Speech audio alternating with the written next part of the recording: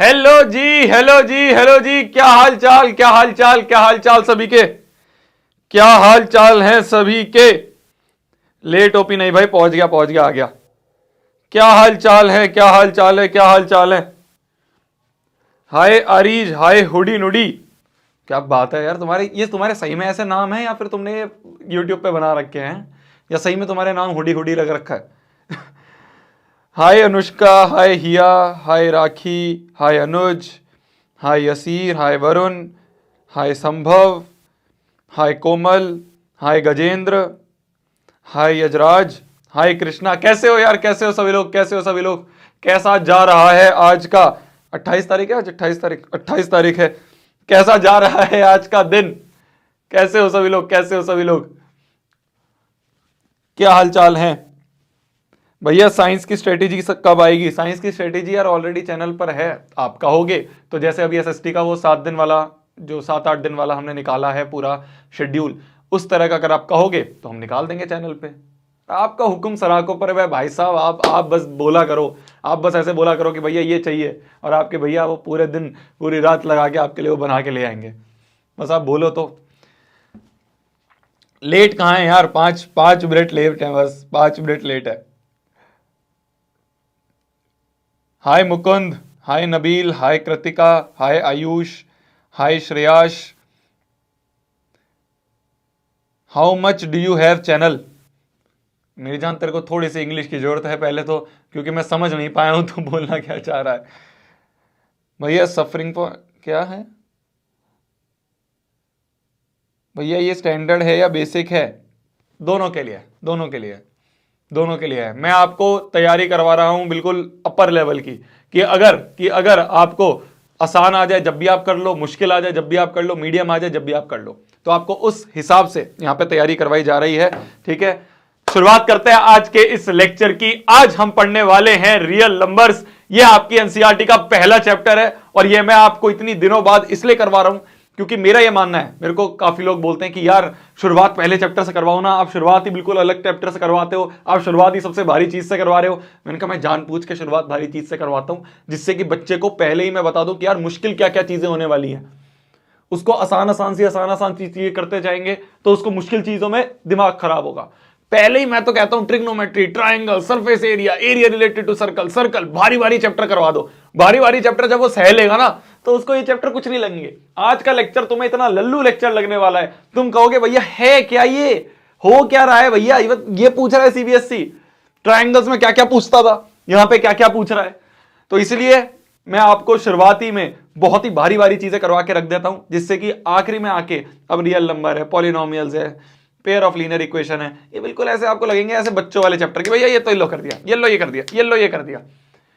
ठीक है जी, तो आज की शुरुआत करते हैं, आज के लेक्चर की शुरुआत करते हैं। सबसे पहले मैं आप सभी को, जो आपके टेलीग्राम वाले दोस्त दोस्तनी हैं, उनको बता दूं कि भाई क्लास शुरू हो गई है, थोड़ा जल्दी आ जाया करो, जिससे कि हम क्लास को शुरू कर पाए।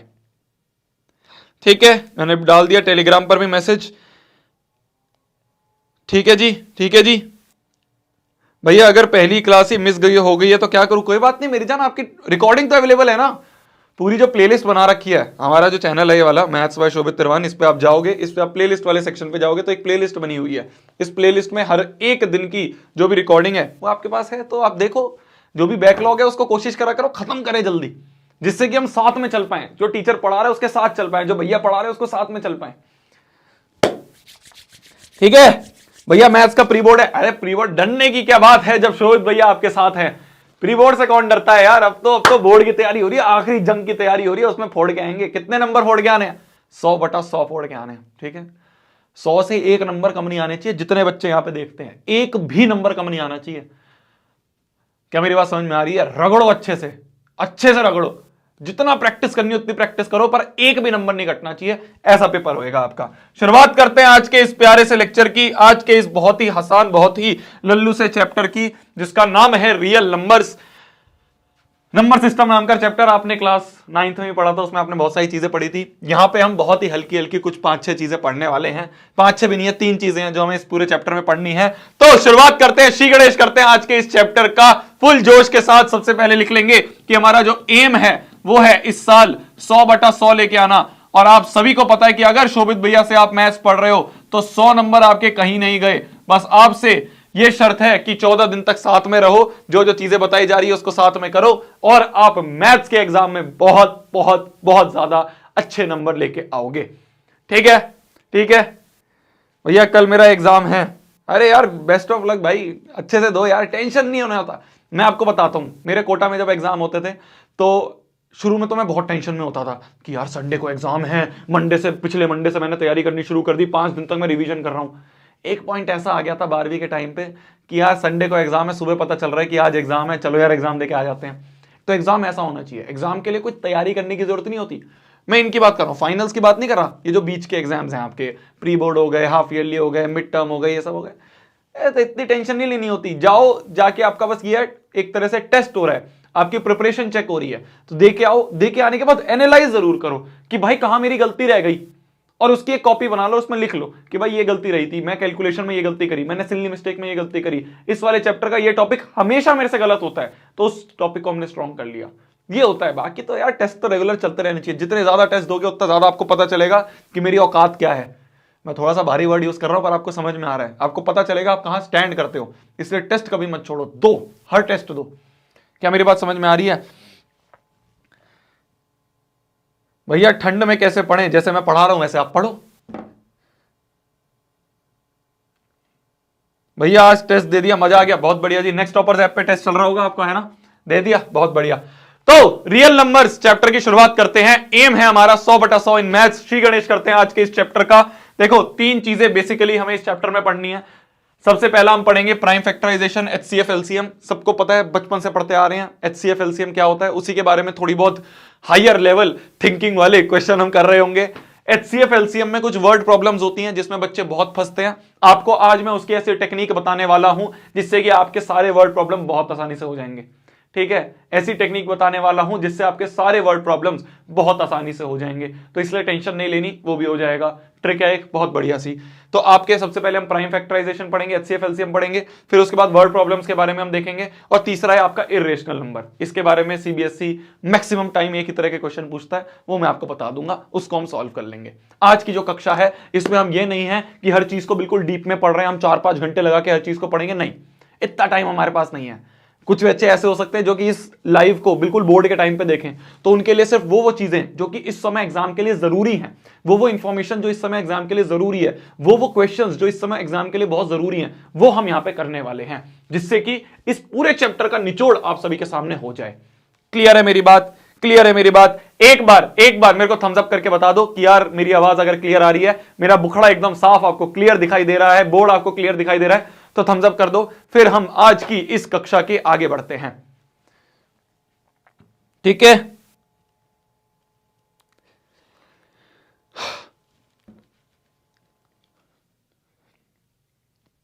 लल्लू चैप्टर है, बहुत ही लल्लू चैप्टर है, मेरे को पता है। ठीक है, आप में से बहुत सारे बच्चों ने इस चैप्टर को ऑलरेडी पढ़ रखा होगा, तो आपकी एक तरह से रिवीजन भी हो जाएगी। ठीक है, क्लियर है? क्लियर है? क्लियर है? क्लियर है? स्टार्ट करते हैं। देखो जी, सबसे पहला टॉपिक है आपका प्राइम फैक्टराइजेशन, एचसीएफ एलसीएम। इसमें से भी सबसे पहला पढ़ते हैं हम, जिसका नाम है प्राइम फैक्टराइजेशन। इससे भी सबसे पहले हम पढ़ते हैं कि प्राइम नंबर क्या होते हैं। सबसे पहले हम पढ़ते हैं कि प्राइम नंबर्स क्या होते हैं। प्राइम नंबर्स क्या होते हैं? प्राइम नंबर्स ऐसे नंबर्स ग्रेटर देन 1, वो वाले नंबर जो कि ग्रेटर देन 1 हो। 1 को हम इंक्लूड नहीं करेंगे इसमें। Number greater than 1 which are divisible by 1 and itself. खुद से और 1 से ही सिर्फ डिवाइड हो सकते हैं, उन नंबर्स को हम कह देते हैं प्राइम नंबर्स। जैसे कि एग्जांपल ले ले हम, सबसे छोटा प्राइम नंबर जो कि है 2। 1 को तो इंक्लूड नहीं करना, बोल दिया ना डेफिनेशन में, नंबर ग्रेटर देन 1, तो 1 को इंक्लूड नहीं करना। 2 को हम किस किस से डिवाइड कर सकते हैं? 2 के फैक्टर्स क्या क्या हैं? 2 को हम किस किस से डिवाइड कर सकते हैं? 2 से डिवाइड हो जाएगा और 1 से होगा, बस। इसके अलावा कोई और नंबर नहीं है जो इसे डिवाइड करेगा। सिमिलरली अगर मैं बात करूं आपके 3 की, तो 3 को भी मैं 3 से और 1 से डिवाइड कर सकता हूं। किससे से? 3 से और 1 से डिवाइड कर सकता हूं। अगर मैं इसके बाद करूं बात 4 की, तो 4 को मैं किस किस से डिवाइड कर सकता हूं? 4 को मैं 1 से कर सकता हूं, 1 के बाद 2 से भी कर सकता हूं, 3 से नहीं कर सकता, 4 से कर सकता हूं, तो इसको हम प्राइम नंबर नहीं कहेंगे। ये बचपन की चीजें हैं जो हमने पढ़ी हैं। 5 जो है उसको मैं 1 से कर सकता हूं, 2 से नहीं कर सकता, 3 से नहीं कर सकता, 4 से नहीं कर सकता, 5 से कर सकता हूं। तो 1 और 5 सिर्फ 2 ही फैक्टर्स हैं। तो ऐसे नंबर जिनको मैं उससे और 1 से ही डिवाइड कर सकता हूं उसको हम प्राइम नंबर कहते हैं। Easy PG, easy PG. इसी का जो भाई है, इसका जो भाई है, जो उल्टा भाई है, उसे हम कहते हैं कंपोजिट नंबर्स। कंपोजिट नंबर्स क्या होते हैं? कंपोजिट नंबर्स क्या होते हैं? कंपोजिट नंबर्स होते हैं ऐसे number greater than 1, numbers greater than 1, numbers greater than 1 which are not prime. इसका उल्टा है बिल्कुल। 1 को तो दोनों में इंक्लूड नहीं करना, 1 को तो दोनों में इंक्लूड नहीं करना, तो numbers greater than 1 which are not prime are known as composite numbers. मतलब कि उनके 2 से ज्यादा फैक्टर्स बन रहे हैं। यहां पे फैक्टर बन रहे थे 3 और 1, यहां पे आप देखोगे जैसे 4 है, जैसे सबसे छोटा जो आपका एग्जांपल है वो 4 है, तो 4 के क्या क्या फैक्टर्स बन रहे हैं? 1 बन रहा है, 2 बन रहा है और 4 बन रहा है। तो 2 से ज्यादा फैक्टर बन रहे हैं, 2 से ज्यादा फैक्टर बन रहे हैं, तो उसे हम क्या कह देंगे? उसे हम कह देंगे कि ये एक कंपोजिट नंबर है, ये एक कंपोजिट नंबर है।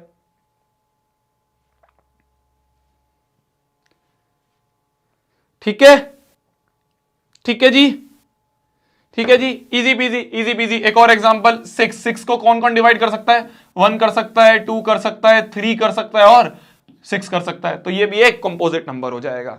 तो हमने सबसे पहला टॉपिक जो है, जो कि है प्राइम फैक्टराइजेशन, उसमें हमने पहले पढ़ा प्राइम क्या होता है। अब पढ़ते हैं हम प्राइम फैक्टराइजेशन क्या होता है। सबसे पहले हमने पढ़ा प्राइम क्या होता है, अब हम पूरे टॉपिक को लेते हैं जिसका नाम है प्राइम फैक्टराइजेशन क्या होता है। प्राइम फैक्टराइजेशन क्या होता है? देखो मेरी जान, फैक्टराइजेशन आपने बचपन से सीख रखा है, फैक्टराइजेशन आपने बचपन से सीख रखा है। जैसे मैं आपसे बोलूं, आपको जस्ट एक एग्जांपल दूंगा, आप समझ जाओगे। जैसे मैं आपसे बोलूं 28 का प्राइम फैक्टराइजेशन बताओ, 28 का प्राइम फैक्टराइजेशन बताओ, तो आपको क्या करना है? ये बनाओ, ये बनाओ, डिवाइड करना शुरू कर दो। 2 1 जा 2, 2 4 जा 8, 2 7 जा 14, 7 1 जा 7। तो इसका अगर मैं आपसे बोलूं 28 का प्राइम फैक्टराइजेशन क्या होगा, तो ये इंटू ये इंटू ये, 2 इंटू 2 इंटू 7, ये होगा 28 का प्राइम फैक्टराइजेशन, ये होगा 28 का प्राइम फैक्टराइजेशन। सिमिलरली अगर मैं आपसे कहूं 54 का प्राइम फैक्टराइजेशन करो, तो 54 का प्राइम फैक्टराइजेशन के लिए आपको क्या करना है? सिंपल 54 लो, 2 2 जा 4, 2 7 जा 14, 3 9 जा 27, 3 3 जा 9 और 3 1 जा 3।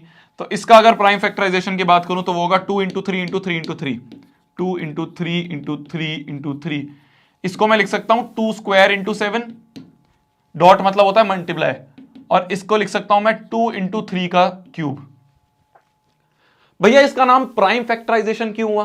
देखो फैक्टराइजेशन तो हमने करा, फैक्टर्स तो हमने निकाले, और ये जो सारे फैक्टर्स हैं ये प्राइम नंबर्स हैं।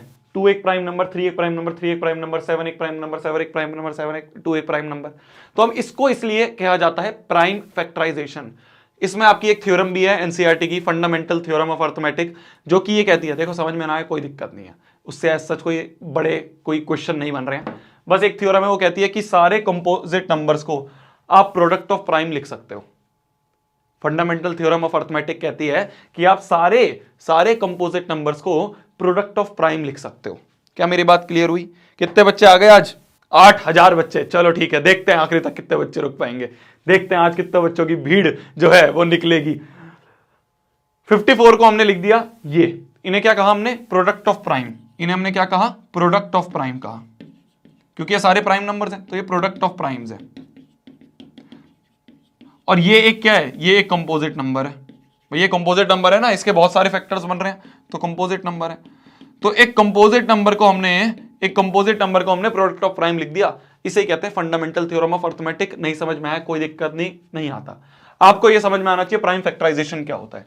प्राइम फैक्टराइजेशन होता है कि इसका हमने ऐसे फैक्टराइजेशन कर दिया, इसे प्राइम फैक्टराइजेशन कहते हैं। इजी पीजी, कोई दिक्कत नहीं है। आपसे मैं अगर मैं आपसे कह दूं इसी तरह से 1001 का प्राइम फैक्टराइजेशन करो, 1001 का प्राइम फैक्टराइजेशन करो, तो क्या आप कर पाओगे? 1001 का प्राइम फैक्टराइजेशन क्या आप कर पाओगे? जल्दी से करके दिखाओ। थोड़ा बोर चैप्टर है, देखो मेरे को पता है बोरियत लगती है, पर क्या है यार, सीबीएसई ने डाला है तो करना पड़ेगा। अब भाई सीबीएसई हमारे माए बाप हैं, अब इन्होंने बोला है कि ये पढ़ना है तो पढ़ना पड़ेगा। जल्दी से 1001 का करके दिखाओ यार। जोई बोल रही है कि अक्षिता भाग्यश्री प्लीज रिप्लाई। तो यार रिप्लाई कर दो यार अक्षिता उसको।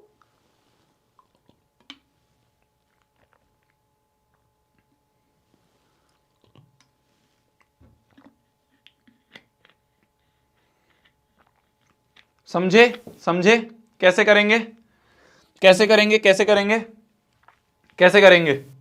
1001 हमें देखना है किससे डिवाइड होएगा पहले तो। 1001 1 से होगा, 1 से तो होगा ही ऑब्वियस सी बात है। 2 से नहीं होगा, 3 से नहीं होगा, 3 3 9 नहीं होगा, 4 से भी नहीं होगा, 5 से भी नहीं होगा। 5 से डिवाइड होने के लास्ट में 5 या 0 होना चाहिए। 6 से भी नहीं होगा। 7 से हो पाएगा क्या? 7 से हो पाएगा, देखें 7 से हो पाएगा क्या? 7 1 जा 7, 3 बचे। 7 4 जा 28, 2 बचे। 7 3 जा 21। अब किससे होगा? अब 7 से तो नहीं होगा, 3 से भी नहीं होगा, 2 से तो बिल्कुल नहीं हो सकता। 11 से हो सकता है, देखो 11 एकम 11, 11 तिया 33, ठीक है 11 तिया 33। फिर 3 की बात 13 से करें तो सीधा 13 से ये, तो ये हो गया 7 इंटू 11 इंटू 13, 7 इंटू 11 इंटू 13, ये हो गया इसका प्राइम फैक्टराइजेशन। तो ये इजी पीजी सवाल है, प्राइम फैक्टराइजेशन आपको समझ में आ गया। अब बात करते हैं हम एचसीएफ एलसीएम की। देखो पहला टॉपिक था हमारा प्राइम फैक्टराइजेशन, ये हमने समझ लिया। अब हम बात करेंगे एचसीएफ एलसीएम की, एचसीएफ और एलसीएम की। देखना जी, देखना जी, सबसे पहले अगर हम बात करें एचसीएफ की, एचसीएफ जो है इसकी फुल फॉर्म जो है हमने बचपन में पढ़ी थी, इसकी फुल फॉर्म जो है हमने बचपन में पढ़ी थी, हाईएस्ट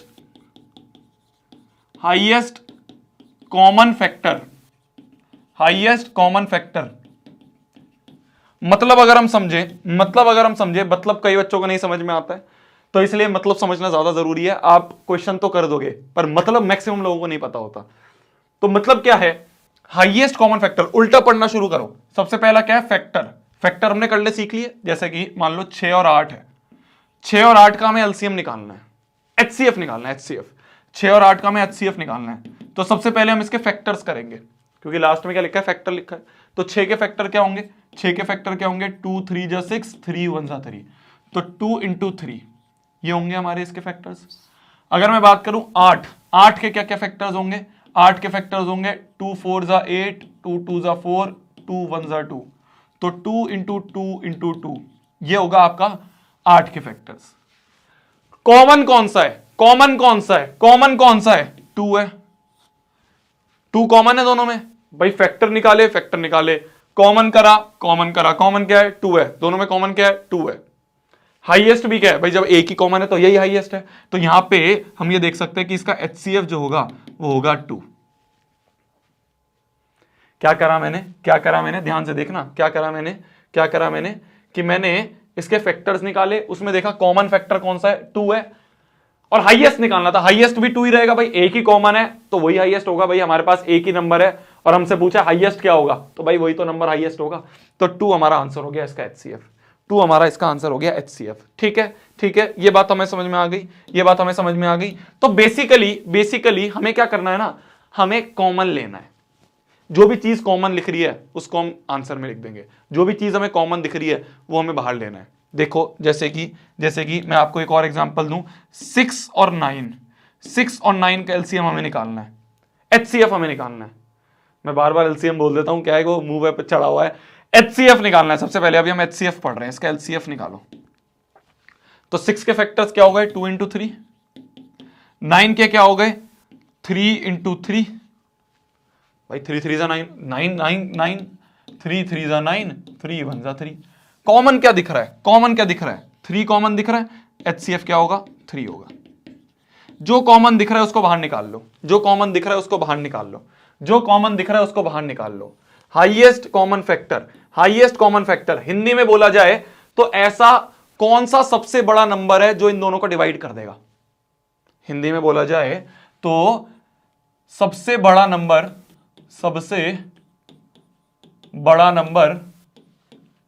जो इन दोनों को डिवाइड कर दे, तो सबसे बड़ा नंबर जो इन दोनों को डिवाइड कर दे उसे हम कहते हैं HCF, उसे हम कहते हैं HCF। Got it? Got it? समझ गए? समझ गए? समझ गए? समझ गए? इजी पीजी है, इजी पीजी है। अभी हम और भारी क्वेश्चंस भी करेंगे, पहले मैं आपको बेसिक बेसिक से समझा दूं, ठीक है? एक बार मैं रिकैप करवा रहा हूं बस आपको। अब अगर हम बात करें एलसीएम की, एलसीएम को हमने क्या कहा था? Least common multiple. एलसीएम की फुल फॉर्म होती है लीस्ट कॉमन मल्टीपल। इसको भी पीछे से पढ़ना शुरू करते हैं, पीछे से पढ़ना शुरू करते हैं। हमें सिंपल जो हमने पीछे एग्जांपल लिया था, कौन कौन सा लिया था हमने? 6 और 8 का लिया था। यहां पे भी 6 और 8 ले लेते हैं, 6 और 8 ले लेते हैं। मल्टीपल पीछे से पढ़ना शुरू करें तो पीछे से आया मल्टीपल। मल्टीपल क्या होता है? मल्टीपल मतलब इसकी टेबल, मल्टीपल मतलब इसकी टेबल, मल्टीपल मतलब इसकी टेबल। मल्टीपल मल्टीपल हो रहा है। 6 1 जा 6, 6 दूनी 12, 6 3 जा 18, 6 4 जा 24, 6 5 जा 30, 6 6 जा 36, 6 7 जा 42। ऐसे करके आगे बन गए, ठीक है? 8 का लिख के 8 1 जा 8, 8 दूनी 16, 8 3 जा 24। आगे बताओ 8 3 24, 8 4 जा 32, 8 5 जा 40, 8 6 जा 48। ऐसे करके आप आगे बढ़ोगे, ठीक है? तो आपने मल्टीपल देखा। मल्टीपल में आपको देखना है कॉमन कौन से आ रहे हैं। कॉमन हमें कौन से दिख रहे हैं? हमें यहां पे देखो कौन से कॉमन दिख रहे हैं। 6 6 इसमें नहीं है, 12 12 इसमें नहीं है, 18 18 इसमें नहीं है, 24 24 इसमें है और इसमें भी है, 30 30 इसमें नहीं है, 36 36 इसमें नहीं है, 42 42 इसमें नहीं है। आगे बढ़ते रहेंगे तो शायद दिखे। और कॉमन में भी सबसे छोटा, तो सबसे छोटा कॉमन तो 24 ही मिल रहा है, तो एलसीएम होगा इसका 24। एलसीएम होगा इसका 24। ये कॉन्सेप्ट है, मैं आपको अभी ये नहीं बता रहा, मैं आपको करने का तरीका बहुत आसान वाला बताऊंगा। मैं आपको एचसीएफ एलसीएम निकालने का तरीका बहुत आसान वाला बताऊंगा। अभी मैं आपको कॉन्सेप्ट बता रहा हूं। कॉन्सेप्ट क्या होता है वो मैं आपको बता रहा हूं। तो कॉन्सेप्ट ये है कि मल्टीपल जो हैं, जो आपके मल्टीपल होते हैं, उनमें से कॉमन देखो और सबसे छोटा कॉमन देखो। मल्टीपल में से सबसे छोटा वाला कॉमन जो होगा वो हमारा एलसीएम होगा। ये कॉन्सेप्ट है, ये कॉन्सेप्ट है। इससे हम सवाल नहीं करेंगे, ऐसे हम बार बार मल्टीप्लाई करके सवाल नहीं करेंगे, मल्टीप्लाई करके बार बार हम सवाल नहीं करेंगे। आपको कॉन्सेप्ट बता रहा हूं, सवाल कैसे करेंगे वो आपको बताऊंगा अभी आगे। तो लीस्ट कॉमन मल्टीपल जो होता है वो होता है आपका एलसीएम, ठीक है? लीस्ट कॉमन मल्टीपल क्या होता है? ये होता है आपका एलसीएम। तो ऐसा नंबर जो दोनों को मल्टीप्लाई करके आ जाए, सिंपल सी बात है, ऐसा नंबर जो दोनों को मल्टीप्लाई करके आ जाए, ये होता है आपका लीस्ट कॉमन मल्टीपल। अब जो हमें टॉपिक पढ़ना है, ये तो मैंने आपको सिंपल बताया, ये तो मैंने आपको सिंपल बताया कि भाई एचसीएफ एलसीएम होता क्या है। अब जो हमें टॉपिक पढ़ना है वो है, जो टॉपिक हमारा है सिलेबस में वो है HCF and LCM by prime factorisation. HCF and LCM by prime factorisation. हमने 3 टॉपिक पढ़े थे, तीनों टॉपिक को अब हम मिला रहे हैं। सबसे पहले हमने पढ़ा था प्राइम फैक्टराइजेशन क्या होता है, फिर हमने पढ़ा LCM क्या होता है, फिर हमने पढ़ा HCF क्या होता है। अब हम तीनों को कंबाइन करके पढ़ रहे हैं, HCF LCM by prime factorisation, HCF and LCM by prime factorisation. ये अब हमें पढ़ना है, ठीक है?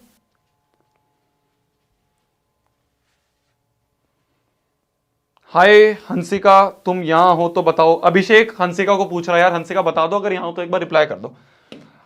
अब हमें क्या करना है? HCF LCM बताना है बाय प्राइम फैक्टराइजेशन। तो जैसे कि मैं आपको एक एग्जांपल दूं, जैसे कि मैं आपको एक एग्जांपल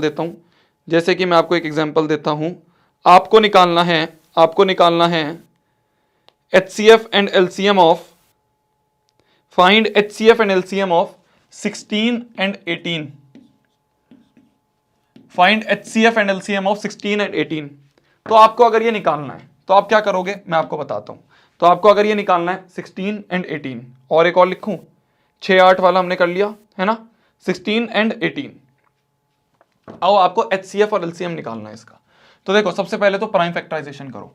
तो 16 का प्राइम फैक्टराइजेशन अगर हम करें तो 2 8 जा 16, 2 4 जा 8, 2 2 जा 4, 2 1 जा 2, तो 2 इंटू 2 इंटू 2 इंटू 2 मतलब कि 2 की पावर में 4, ये बन रहा है।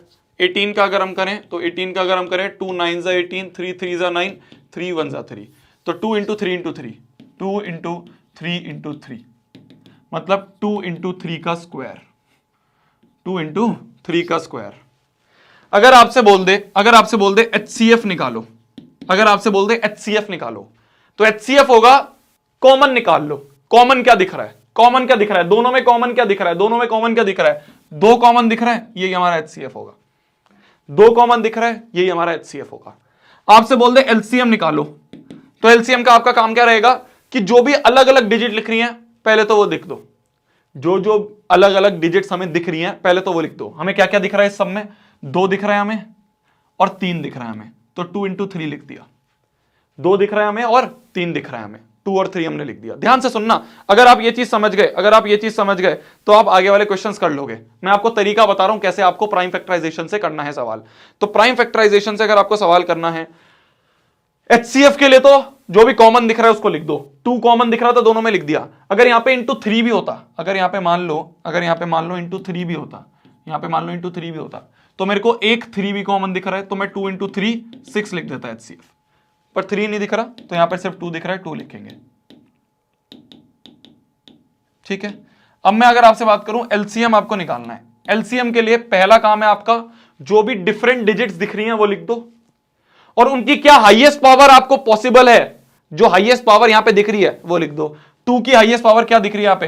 भाई यहां पे हाईएस्ट पावर 1 है और यहां पे हाईएस्ट पावर 4 है, 4 इज द हाईएस्ट पावर। 3 की हाईएस्ट पावर हमें क्या दिख रही है यहां पे 2 है और यहां पे 3 की पावर 0 है, इसको आप लिख सकते हो ना, यहां पे 3 की पावर 0, तो हमें दिख रहा है यहां पे 3 की हाईएस्ट पावर 2 है, तो ये हमारा आंसर होगा, ये हमारा आंसर होगा। 2 की power 4 into 3 square is your answer. ठीक है, 2 की power 4 into 3 square is your LCM, ये हमारा आंसर हो गया।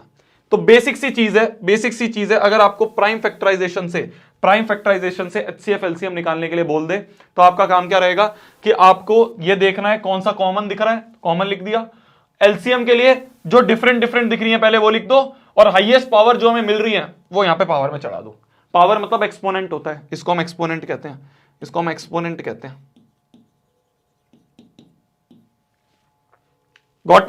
गॉट इट, समझ गए भैया? सिलेबस कैसे जल्दी कंप्लीट करें, जैसे करवा रहा हूं वैसे कर ले। 8.6 के बच्चे बढ़ गए, शुरुआत में 8000 थे, देखते हैं, चलो आज तो बढ़ रहे हैं, देखते हैं कितनी भीड़ छटेगी आज। इजी, देखो यार इजी चैप्टर है, आप में से मैक्सिमम बच्चों ने कर रखा है मेरे को पता है, बट फिर भी मैं आपका रिवीजन करवा रहा हूं। जल्दी करते हैं, आगे बढ़ते हैं। अब हम कुछ सवाल कर लेंगे, जैसे कि ये आपको दे दिया 2020 का सवाल है आपके सीबीएसई का।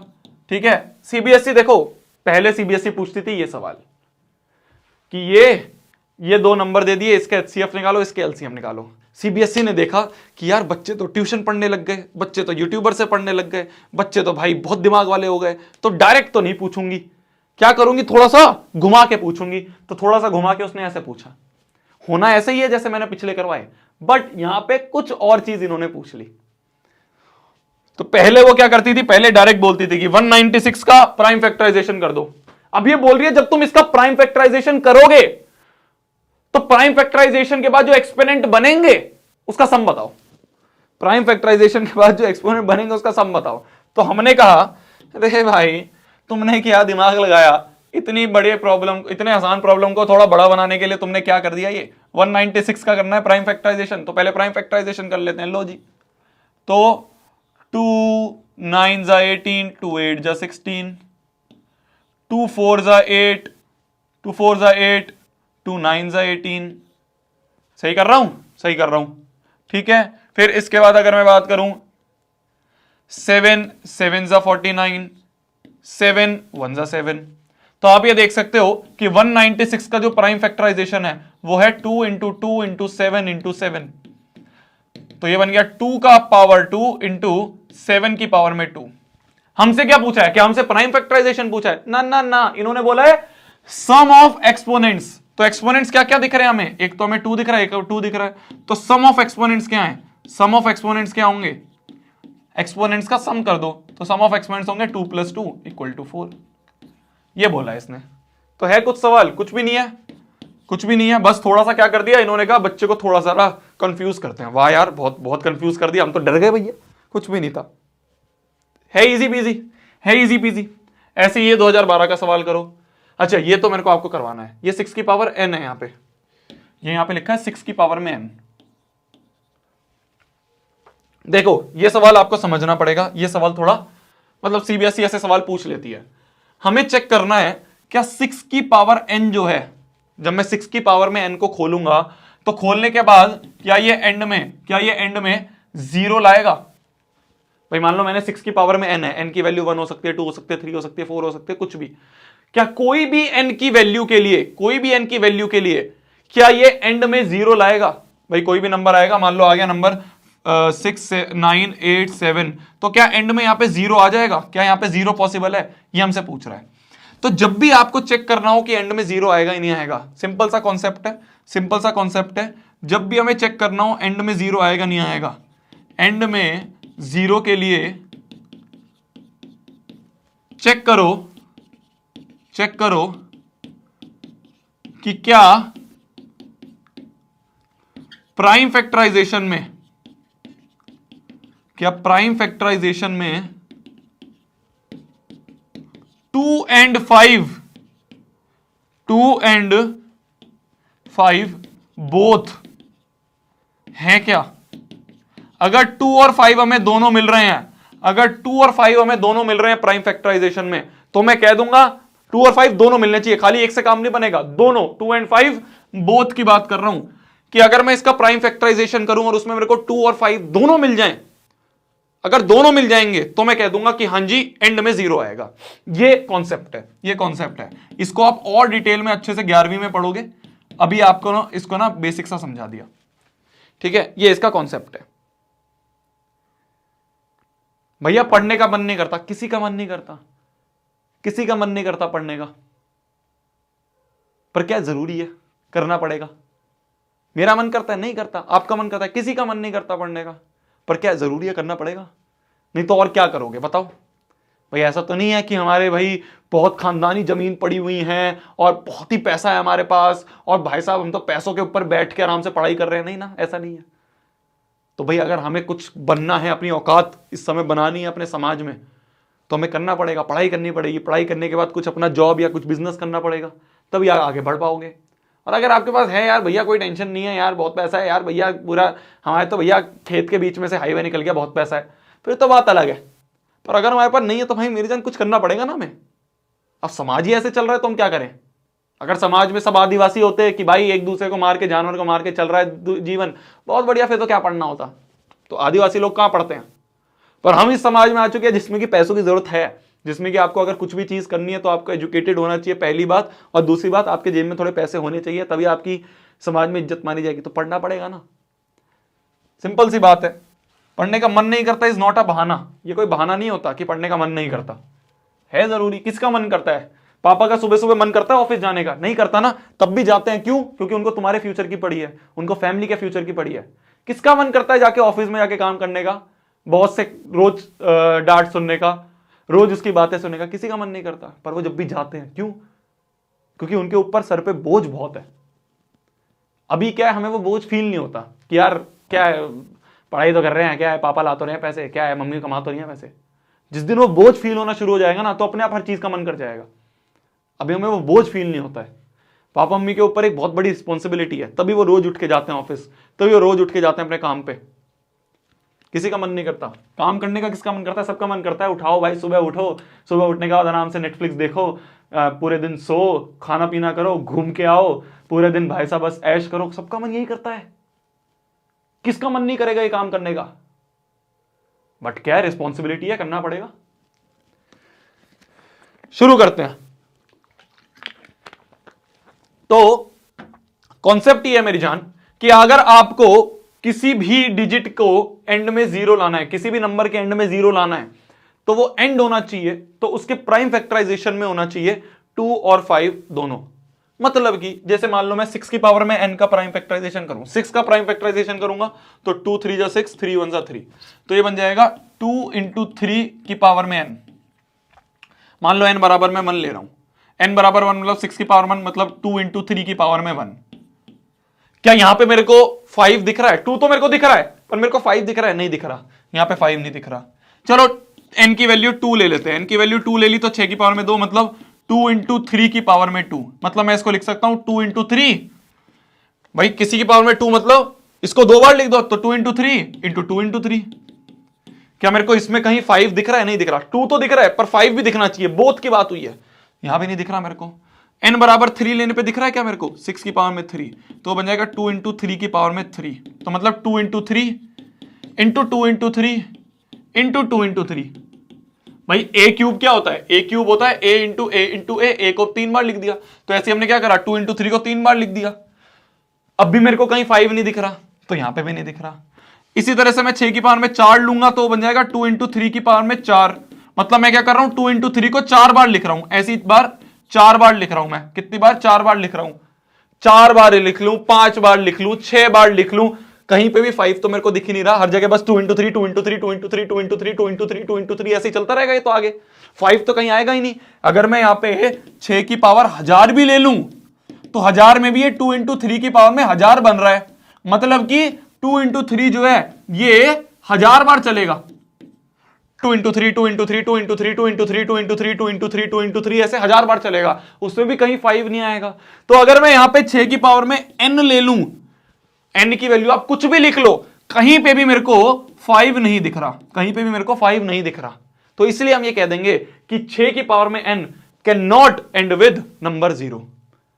2 तो दिख रहा था मेरे को पर 5 नहीं दिख रहा था, 5 नहीं दिख रहा तो मैं कह दूंगा, तो हेंस यहां से मैं कह दूंगा हेंस 6 की पावर में n can not and with 0, can not and with 0। तो सीबीएसई ने 2012 में सवाल पूछा था, उसने 6 की पावर में n पूछ लिया। अगर आपके पेपर में सवाल आ गया, वो बोलेगा बताओ 7 की पावर में n या मान लो 14 की पावर में n, क्या ये एंड कर सकता है? तो इसका प्राइम फैक्टराइजेशन कर ले तो 14 2 7 जा 14 7 1 जा 7, तो ये बनेगा 2 इंटू 7 की पावर में n।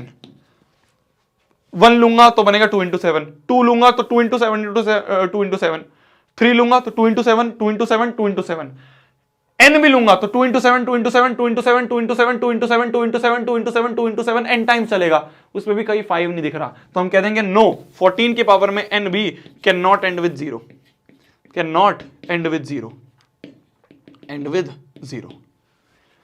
तो 2 और 5 दोनों होने चाहिए, 2 और 5 दोनों होने चाहिए। Got it? शाबाश, 9000 बच्चे आ गए।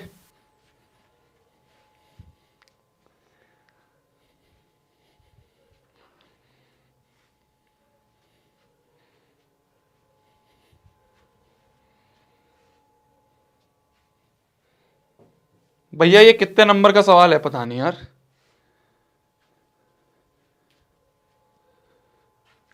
ठीक है, एक बच्चा बोल रहा है कि भैया अगर n की वैल्यू 0 रख दो तो, मेरी जान यहां पे बोला नेचुरल नंबर, नेचुरल नंबर तो 1 से ही शुरू होते हैं, 1 2 3 4, नेचुरल नंबर तो शुरू ही 1 से होते हैं, 1 2 3 4 ऐसे, तो n की वैल्यू 0 तो बोला ही नहीं इन्होंने, क्वेश्चन में नहीं है n की वैल्यू 0, तो तू कैसे मान रहा है? बोला n is a natural number. ठीक है, तो इस तरह के आपके सवाल, इस तरह के सवाल आपको दिख सकते हैं, इस तरह के सवाल भी आपको दिख सकते हैं। एक ये सवाल है जो आपको सीबीएसई में पूछा गया, हाँ 2015 में, ये आपका शायद एनसीईआरटी का भी सवाल है। सीबीएसई को ऐसे सवाल पूछने बहुत आसान अच्छे लगते हैं। पूछ रहा है बताओ why this and this are composite numbers, बताओ क्यों ये कंपोजिट नंबर है। पहले तो बताओ कंपोजिट नंबर क्या होते हैं। कंपोजिट नंबर वो होते हैं number greater than 1, numbers greater than 1, numbers greater than 1 which are not prime, which are not prime, मतलब कि और क्या बोलें, जिसके 2 से ज्यादा फैक्टर्स हों, 2 से ज्यादा फैक्टर्स हों। वो 2 कौन कौन से, वो 2 भी वो वाले 1 एंड इटसेल्फ, जिसके 1 एंड इटसेल्फ से ज्यादा फैक्टर हो। 2 भी कौन से, 1 एंड इटसेल्फ। तो 1 एंड इटसेल्फ से ज्यादा अगर फैक्टर हमें दिख रहे हैं, 1 एंड इटसेल्फ से ज्यादा अगर हमें फैक्टर दिख रहे हैं, तो हम कह देंगे कि वो एक कंपोजिट नंबर होगा। तो इसको खोल लें तो 7 इंटू 11 इंटू 13 प्लस 13, ये दिया है पहला। 7 इंटू 11 इंटू 11 इंटू प्लस 13, कुछ ऐसा दिया है आपको ये। 7 इंटू 11 इंटू 13 प्लस 13, ये दिया है। इसमें से 13 कॉमन ले लूं, अगर मैं 13 कॉमन ले लूं तो बन रहा है 7 इंटू 11 प्लस 1। भाई 13 कॉमन ले लिया, 13 कॉमन ले लिया तो 13 इंटू 7 इंटू 11 प्लस 1, तो ये बन रहा है 13 इंटू 77 प्लस 1, तो ये बन रहा है 13 इंटू 78। तो आप ये देख सकते हैं ये जो नंबर इन्होंने दिया है, ये जो नंबर इन्होंने दिया है, इसके 1 एंड इटसेल्फ से ज्यादा फैक्टर्स है। भाई 1 है, 1 तो है ही, इटसेल्फ भी कोई हो सकता है, और 13 भी है, 78 भी है। भाई 13 इंटू 78 अगर मैं कर दूं, मान लो यहाँ पे 38 इंटू 13 इंटू 78 कर दूं, 8 3 ज़ा 24, 7 3 21 और 2 23 इंटू ये 8 ये 7, तो ये बन रहा है 4, 8 9 10 11, 7 8 9 10, 1014। तो हम ये कह सकते हैं जो 1014 है, 1014 है, ये किससे बना है? ये 13 इंटू 78 से बना है, मतलब 13 और 78 भी इसके फैक्टर्स हैं। तो 1014 जो है it has more factors than 1 and itself. भाई 1 तो होगा इसका फैक्टर, और ये खुद भी होगा, और 13 भी दिख रहा है, और 78 भी दिख रहा है, तो इसके तो टोटल अभी तक हमें 4 दिख गए। तो 1 एंड इटसेल्फ के अलावा इसके मोर फैक्टर्स हैं, तो it has more factors than 1 and itself, therefore it is a composite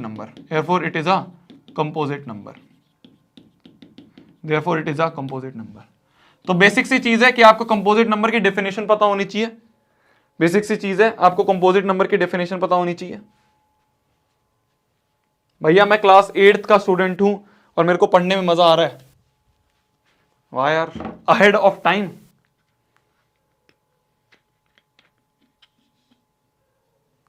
ठीक है,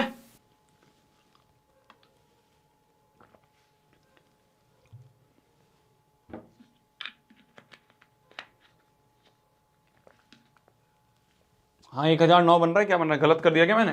13 इंटू 78, 8 3 24, 7 3 21 और 2 23 और 8 और 7, तो 4 8 9 10 11, 7 8 9 10, सही तो है 1014।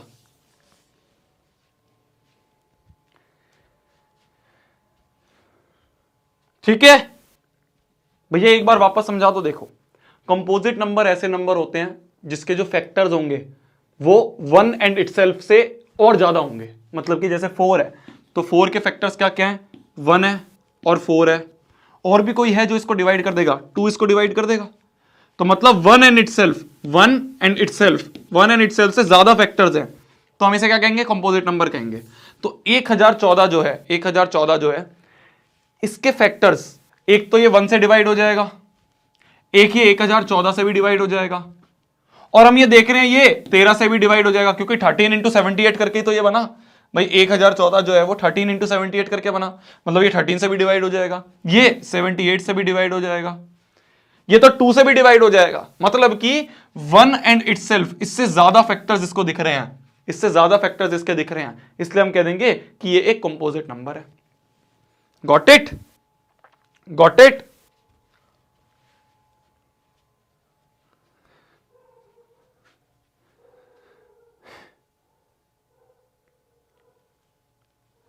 ठीक है।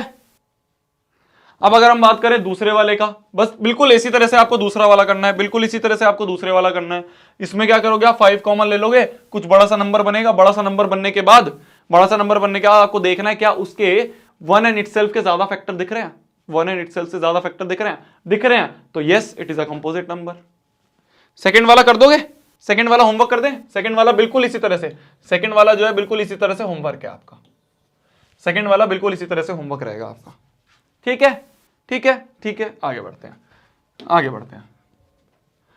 The ratio of HCF and LCM upon HCF निकालना है, किस किस का? लीस्ट कंपोजिट मतलब सबसे छोटा कंपोजिट नंबर कौन सा है बताओ? सबसे छोटा कंपोजिट नंबर 4 है, लीस्ट कंपोजिट क्या है? 4 है। और सबसे छोटा प्राइम नंबर कौन सा है? लीस्ट प्राइम नंबर कौन सा है? सबसे छोटा प्राइम नंबर दुनिया का कौन सा है? 2 है। तो मेरे को LCM अपॉन HCF निकालना है, किस किस का? 4 और 2 का। तो 4 और 2 का LCM अपॉन HCF निकालना है हमें, 4 और 2 का LCM अपॉन HCF निकालना है। बताओ जी क्या होगा? 4 और 2 का LCM क्या होगा और 4 और 2 का HCF क्या होगा, उसका रेशो निकालना है। तो 2021 में इन्होंने क्या कहा कि भाई डायरेक्ट नहीं पूछूंगा मैं कि 4 और 2 का LCM निकालो, नहीं, मैं इनको बोलूंगा स्मॉलेस्ट कंपोजिट, फिर मैं कहूंगा स्मॉलेस्ट प्राइम, फिर मैं कहूंगा उसका रेशो निकालो। तो यहां पे अगर किसी बच्चे को प्राइम नंबर नहीं याद होंगे तो बच्चा फंस जाएगा। तो बस इतनी सी बात है कि आपको कॉन्सेप्ट सारे पता होने चाहिए। कंपोजिट क्या होता है, प्राइम क्या होता है, रेशनल क्या होता है, इरेशनल क्या होता है, रियल क्या होता है, नेचुरल नंबर क्या होता है।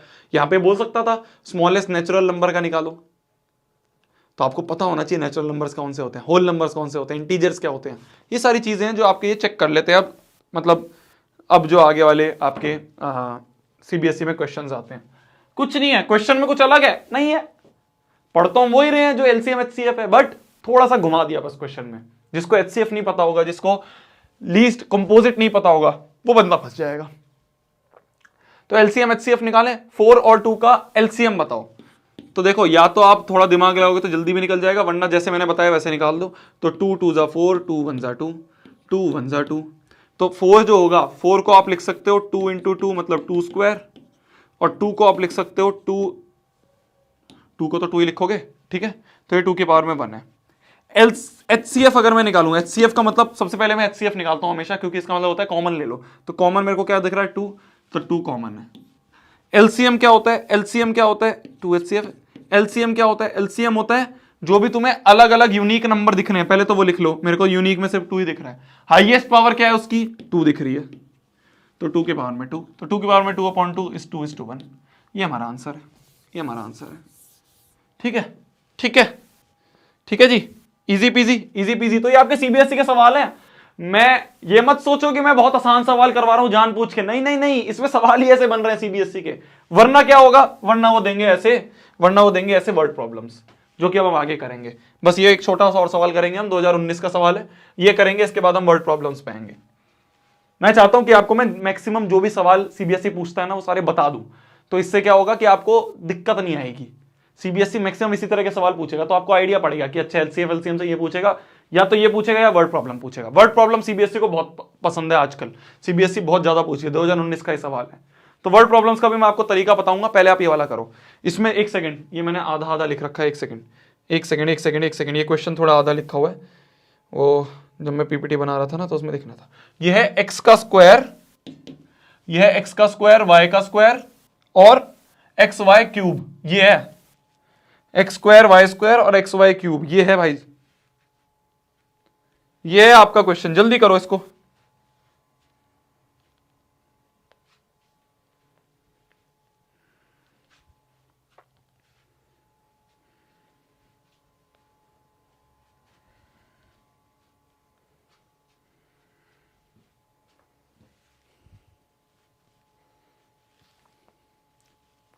ओए आप सभी को एक चीज दिखाऊं, एक और, कितने बच्चे हैं, 8700 बच्चे हैं। मैंने पिछली कौन सी क्लास में एक बताया था कि हम एक सॉन्ग निकालने वाले हैं, है ना।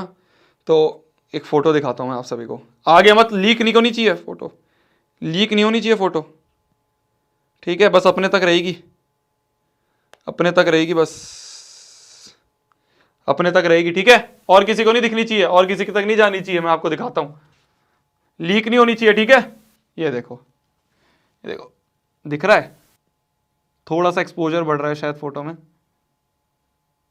ये रिकॉर्डिंग चल रही है आपके गाने की, कुछ ही दिनों में आपको मिल जाएगा गाना, बहुत ही तगड़ा, ऐसे मतलब जोशीला गाना हम बना रहे हैं।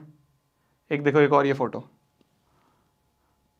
ये जो 2 बंदे हैं, ये दोनों ही, इन दोनों ने लिरिक्स लिखा है, इन दोनों ने गाया गाना, तो ये भी हैं साथ में, ठीक है। तो ये मैंने आप सभी को थोड़ी सी झलक दिखाई। ये मैं सोचा इंस्टाग्राम पे पोस्ट कर दूं तो और बच्चे भी देख लें, बट अभी एक्सक्लूसिव सिर्फ आप सभी को दिखाई है मैंने।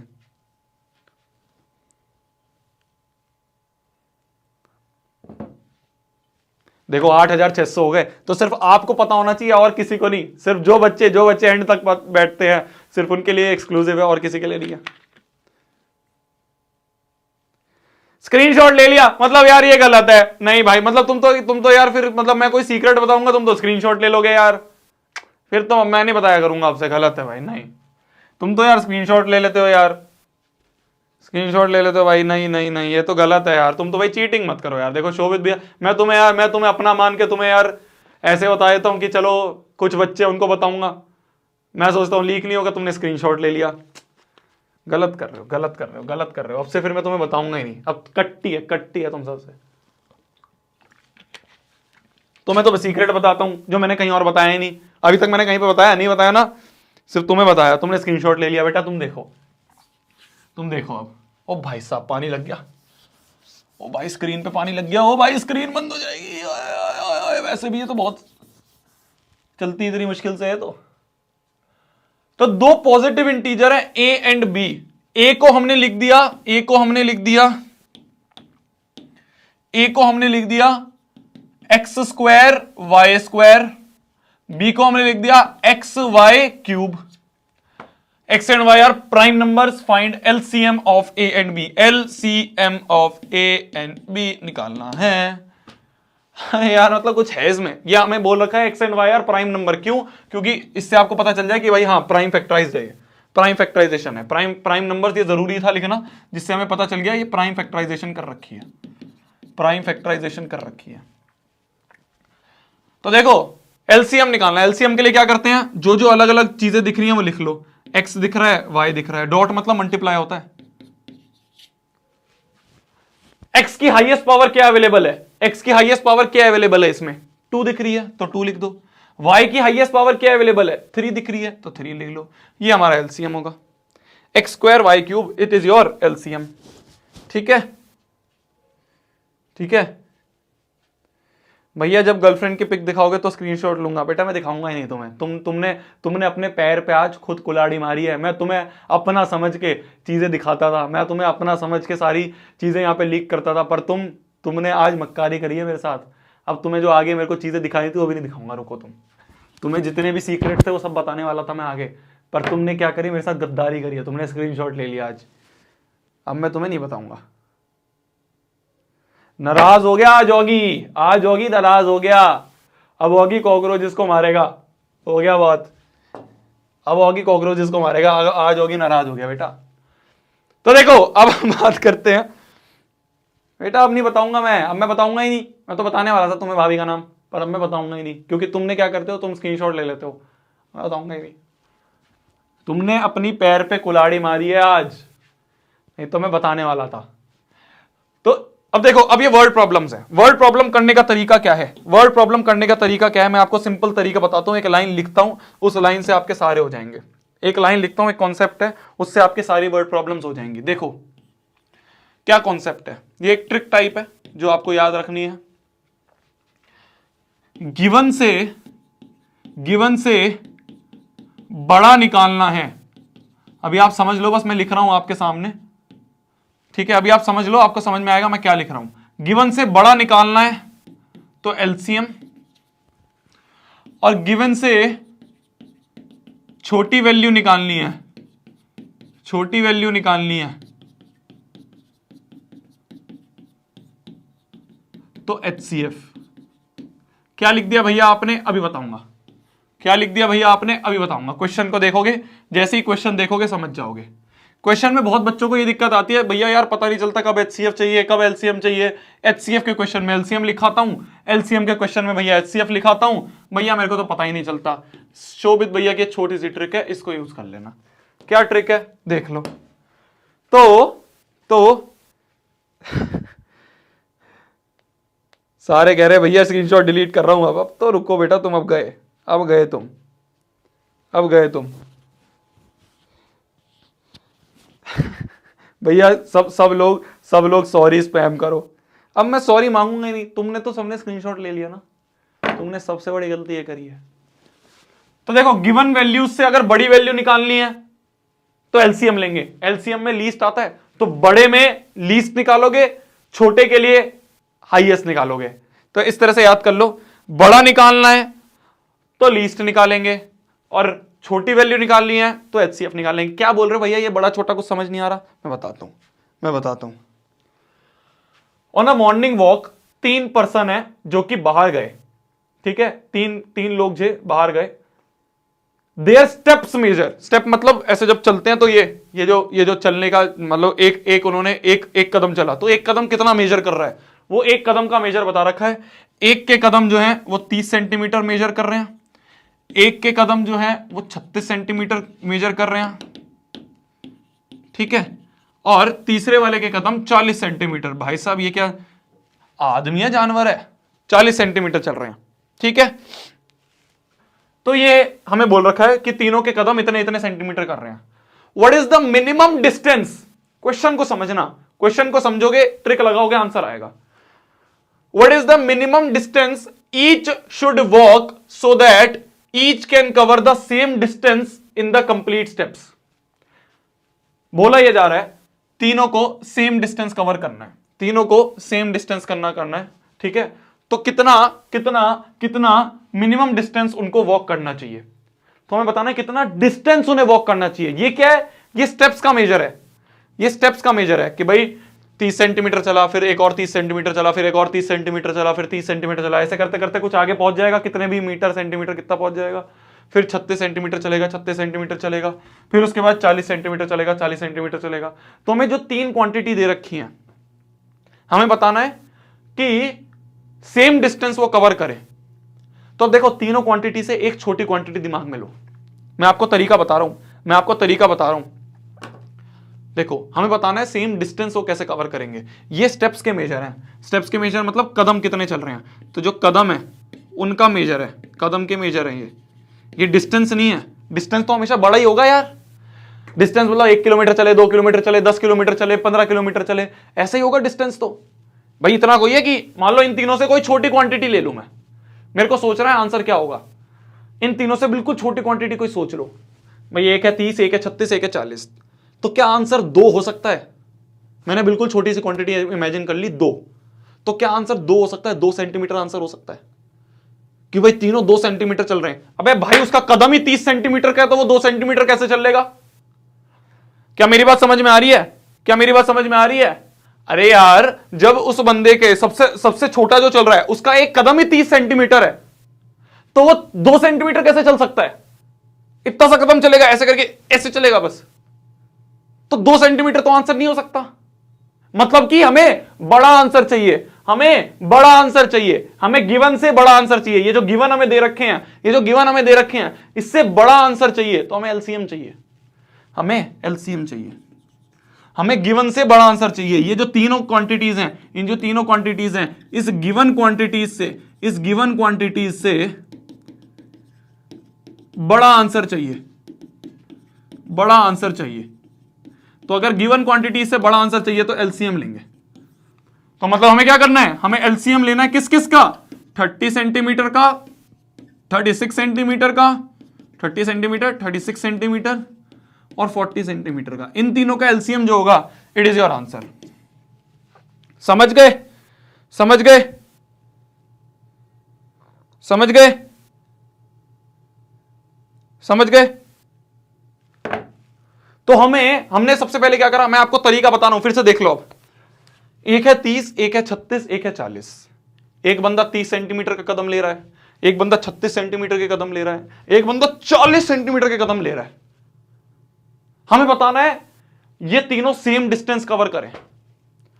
तो मान लो एक तो इनसे छोटी क्वांटिटी मैंने मान ली, बिल्कुल छोटी मान लो 2, तो क्या 2 सेंटीमीटर हमारा आंसर होगा डिस्टेंस में, कि सिर्फ तीनों के तीनों 2 सेंटीमीटर कवर करें। अबे भाई सबसे छोटे के कदम ही 30 सेंटीमीटर के हैं, तो 2 सेंटीमीटर कैसे चलेगा? तो 2 सेंटीमीटर तो आंसर नहीं होगा।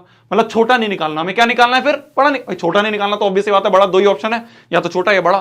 तो छोटा तो हमें नहीं निकालना, तो हमें क्या निकालना है? बड़ा निकालना है। इन तीनों से बड़ी आंसर निकालना है, इन तीनों से बड़ी क्वांटिटी निकालनी है, तो बड़ी के लिए एलसीएम लेंगे, बड़ी के लिए एलसीएम लेंगे।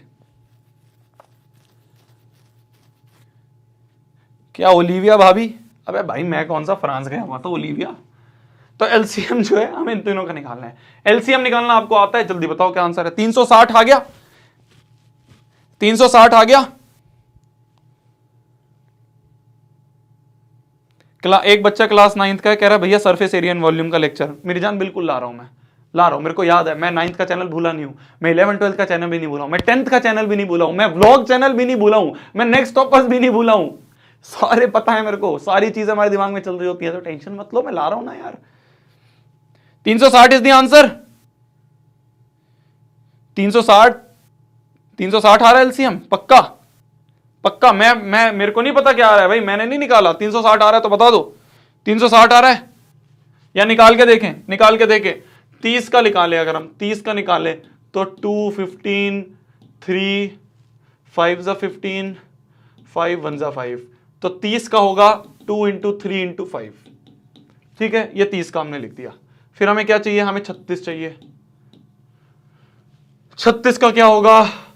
2 1 जा 2, 2 8 जा 16, 2 9 जा 18, 3 3 जा 9 और 3 1 जा 3। तो जो 36 है वो होगा 2 स्क्वायर इंटू 3 स्क्वायर, ये हो गया 36। 36 के बाद हमें क्या चाहिए? हमें चाहिए 40 का। तो 40 का अगर हम निकालें तो 2 20, 2 10, 2 5 और 5 1, तो 40 जो है वो बन रहा है 2 क्यूब इंटू 5, ये बन रहा है हमारा 40। इन तीनों का एलसीएम निकालना है। तो एलसीएम अगर निकालना है तो जो जो अलग अलग क्वांटिटी दिख रही है उसको ले लो। तो क्या क्या डिफरेंट दिख रहा है? 2 मेरे को दिख रहा है, 3 भी मेरे को दिख रहा है और 5 भी मेरे को दिख रहा है। 2 की कौन सी मैक्सिमम पावर हम ले सकते हैं यहां से? 2 की एक यहाँ 3 है, यहाँ 2 है, यहाँ 1 है, तो 3 की मैक्सिमम पावर क्या मिल रही है हमें? 2 मिल रही है। 5 की मैक्सिमम पावर कौन सी अवेलेबल है? 1 अवेलेबल है। तो 2 क्यूब, 2 2 जा 4, 4 2 जा 8, 3 3 जा 9 और 5, तो 8 5 जा 40 और 4 9 जा 36। 360 is your answer, 360 is your answer. ठीक है, तो ऐसे आप निकाल लोगे। मैंने जिसको नहीं समझ में आया उसके लिए मैंने एलसीएम में निकाल लिया। तो 360 सेंटीमीटर, भाई सारे सेंटीमीटर में चल रहे हैं, तो 360 सेंटीमीटर इज योर आंसर। तो आपको समझ में आ गया, गिवन क्वांटिटी से बड़ी निकालनी है तो एलसीएम, गिवन क्वांटिटी से छोटी निकालनी है तो एचसीएफ। उल्टा है, देखो, बड़ा के लिए लीस्ट कॉमन मल्टीपल निकाल रहे हैं और छोटे के लिए हाईएस्ट कॉमन, तो उल्टा है, ऐसे याद रख लेना। ठीक है, आगे बढ़ते हैं। अब आप इस वाले में बताना क्या करना है हमें। इस वाले में बताओ, सिंपल सा बस एक कॉन्सेप्ट, सिंपल सा बस एक कॉन्सेप्ट, गिवन से बड़ी, अगर गिवन से बड़ा आंसर निकालना है, गिवन से बड़ा आंसर निकालना है तो एलसीएम, और अगर गिवन से छोटा आंसर निकालना है तो एचसीएफ।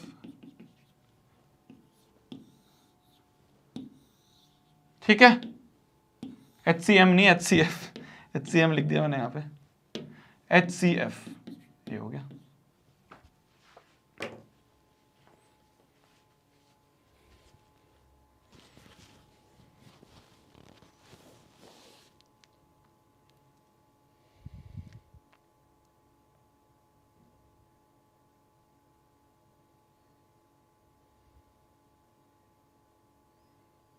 ठीक है, जल्दी सोचो।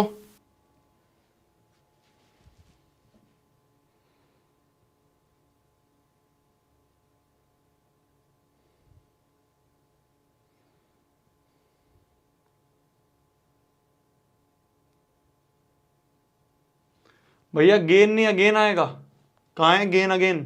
हाँ अगेन है, दे विल मीट अगेन।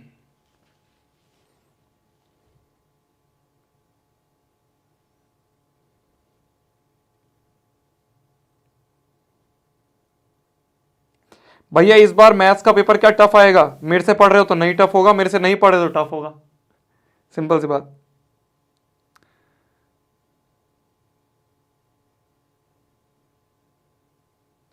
एलसीएम लेंगे एचसीएफ लेंगे? सोचो सोचो सोचो सोचो सोचो सोचो। There is a circular path around a sports field. ठीक है, एक स्पोर्ट्स फील्ड है, उसके अराउंड में सर्कुलर पाथ है। इस सर्कुलर पाथ में प्रिया जो है वो 18 मिनट लेती है एक राउंड को कंप्लीट करने के लिए। मान लो प्रिया यहां से चलनी शुरू हुई, तो यहां से चलनी शुरू हुई, इधर गई, तो यहां से घूम के जब वापस आई तो प्रिया को लग रहे हैं 18 मिनट राउंड को कंप्लीट करने में। और हमारे जो दूसरे भाई हैं रवीश, रवीश भाई को टाइम लग रहा है कितना? 12 मिनट। तो रवीश भाई जब राउंड कंप्लीट करेंगे तो रवीश जल्दी कर रहे हैं, प्रिया को थोड़ा सा ज्यादा टाइम लग रहा है। Suppose they both start at the same point, दोनों ने सेम पॉइंट से स्टार्ट करा, ठीक है, and at the same time, तो दोनों ने सेम टाइम पे सेम पॉइंट से स्टार्ट करा, and go in the same direction. अरे मान लिया भाई, ठीक है, एक के पीछे एक जाएगा, साथ में चलेंगे। After how many minutes they will meet again at the starting point. भाई वो यहां से चलना शुरू करेंगे तो ये 18 मिनट में यहां वापस आएगी, ये 12 मिनट में यहां वापस आएगा, फिर वो जब जैसे ही 12 मिनट में यहां वापस आएगा, रुकेगा कोई इसके लिए? तो चलता रहेगा आगे चलता रहेगा, ऐसे वो 18 मिनट तक चलती रहेगी।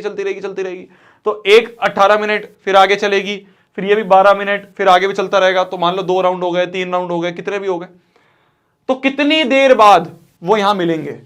तो हमारे पास 2 क्वांटिटी हैं, सोचो हमारे पास 2 क्वांटिटी हैं, एक है 12 और एक है 12 मिनट। हमें टाइम निकालना है ना, एक है 12 मिनट, एक है 18 मिनट, एक है 12 मिनट और एक है 18 मिनट। तो हमें बताना है कितनी देर बाद ये दोनों यहां मिलेंगे। तो एक तो इनसे छोटा इमेजिन कर लेते हैं, बिल्कुल छोटा, वापस से 2 इमेजिन करें। क्या 2 मिनट बाद दोनों मिल जाएंगे स्टार्टिंग पॉइंट पे वापस? क्या 2 मिनट बाद दोनों के दोनों स्टार्टिंग पॉइंट पे आ जाएंगे? इसको तो भाई साहब 12 मिनट लग रहे हैं, इसको 18 मिनट लग रहे हैं, 2 मिनट में पहुंच गए दोनों स्टार्टिंग पॉइंट पे। ऐसा हो सकता है? लॉजिक लॉजिक 2 मिनट के अंदर अंदर मैंने एक छोटी क्वांटिटी इमेजिन करी, बिल्कुल छोटी, तो मैंने छोटी मान लो 2, तो क्या 2 मिनट में दोनों के दोनों वापस यहां घूम के आ जाएंगे? अबे भाई इसको लगी 12 मिनट रहे हैं, इसको लगी 18 मिनट रहे हैं, तो 2 मिनट में कैसे वापस आ जाएंगे? तो मतलब हमें गिवन से बड़ी क्वांटिटी निकालनी है। छोटी से बात नहीं बन रही हमारी, 2 मिनट से बात नहीं बन रही, 3 मान लो, 4 मान लो, 5 मान लो, छोटी से बात नहीं बन रही, हमें दोनों से बड़ी क्वांटिटी निकालनी है। बड़ी क्वांटिटी निकालनी है तो एलसीएम ले लेंगे, एलसीएम ले लेंगे 12 और 18 का। बताओ आंसर क्या आ रहा है? एलसीएम ऑफ 12 और 18 बताओ क्या आ रहा है? एलसीएम ऑफ 12 और 18, एलसीएम ऑफ 12 और 18 36, 36 आ रहा है सबका।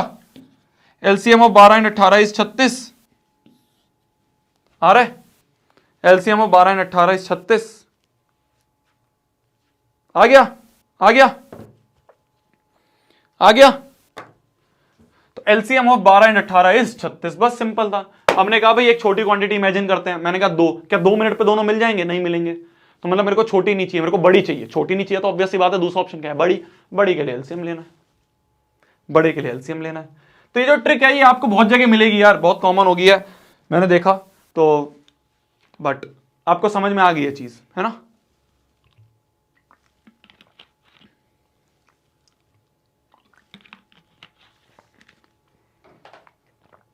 इस ट्रिक से आपके मैक्सिमम क्वेश्चन हो जाएंगे। अगला क्वेश्चन पे है, सीबीएसई 2012 का क्वेश्चन है, length breadth and height of a room are इतना इतना एंड इतना। तो लेंथ जो है हमारी वो है 8 मीटर 50 सेंटीमीटर। 8 मीटर को मैं क्या लिख दूंगा? 8 मीटर भाई दोनों, भाई 1 मीटर में 1 सेंटीमीटर में तो एक जैसा बना लेते हैं ना, तो 8 मीटर हो जाएगा 800 सेंटीमीटर। तो 800 सेंटीमीटर प्लस 50 सेंटीमीटर, मतलब इसको मैं 850 सेंटीमीटर लिख सकता हूं। 8 मीटर 550 सेंटीमीटर को मैं 850 सेंटीमीटर लिख सकता हूं, तो इसको मैंने लिख दिया 850 सेंटीमीटर। ब्रेड्थ जो है हमारी वो है 6 मीटर 25 सेंटीमीटर, तो इसको मैं लिख सकता हूं 625 सेंटीमीटर। और जो हमारी हाइट है वो है 4 मीटर 75 सेंटीमीटर। 4 मीटर 75 सेंटीमीटर, तो ये हो गई 475 सेंटीमीटर। ठीक है, ये हो गई 475 सेंटीमीटर हो गई। 8000 से हमने शुरू करा था, है ना, बीच में 9000 भी हुए थे, और अब हैं 8300। तो मतलब अगर हम पीक को लें 9000, तो 700 बच्चों की भीड़ चली गई, 700 बच्चों की भीड़ छट गई है। देखते हैं एंड तक कितने रुकेंगे। कोई लाइक नहीं कर रहा? लाइक तो कर देंगे यार, वो लाइक उनको आता है करना, लाइक तो सब बच्चों को पता करना होता है वीडियो को। अब उनको इतनी प्यार है मेरे से तो लाइक तो जरूर करेंगे ना। तो length breadth and height of a room are this. अब हमें क्या क्वेश्चन है? क्वेश्चन है find the length of longest rod that can measure the dimension of the room. Longest rod मतलब स्केल मान लो, हमें स्केल की जरूरत है। कभी भी ना क्वेश्चन पे मत जाना, ये मत सोचना लॉन्गेस्ट पूछा है, बड़ा पूछा है तो एलसीएम ले लेता हूं। नहीं, कभी भी क्वेश्चन पे मत जाना, समझना क्वेश्चन को। ये मत सोचना लॉन्गेस्ट लिखा है तो कुछ टीचर्स ऐसे बताते हैं स्मॉलेस्ट है तो एलसीएम ले लो, लॉन्गेस्ट है तो एचसीएफ ले लो। ऐसे मत लिखना, ऐसे मत समझना। जो मैंने आपको बताई है ट्रिक उससे समझना। तो हमें एक मान लो एक स्केल की जरूरत है, एक ऐसे स्केल की जो कि इन तीनों को मेजर कर पाए। एक रूम है, रूम की लेंथ हमें पता है, रूम की ब्रेड्थ हमें पता है, रूम की हाइट हमें पता है। तो एक ऐसे स्केल की जरूरत है, स्केल या रॉड जो भी बोला है, जो कि इन तीनों डायमेंशन को मेजर कर पाए। ठीक है, हमें लेंथ दे रखी है, हमें ब्रेड्थ दे रखी है और हमें हाइट दे रखी है रूम की। तो एक ऐसे स्केल की जरूरत है जो तीनों को मेजर कर पाए।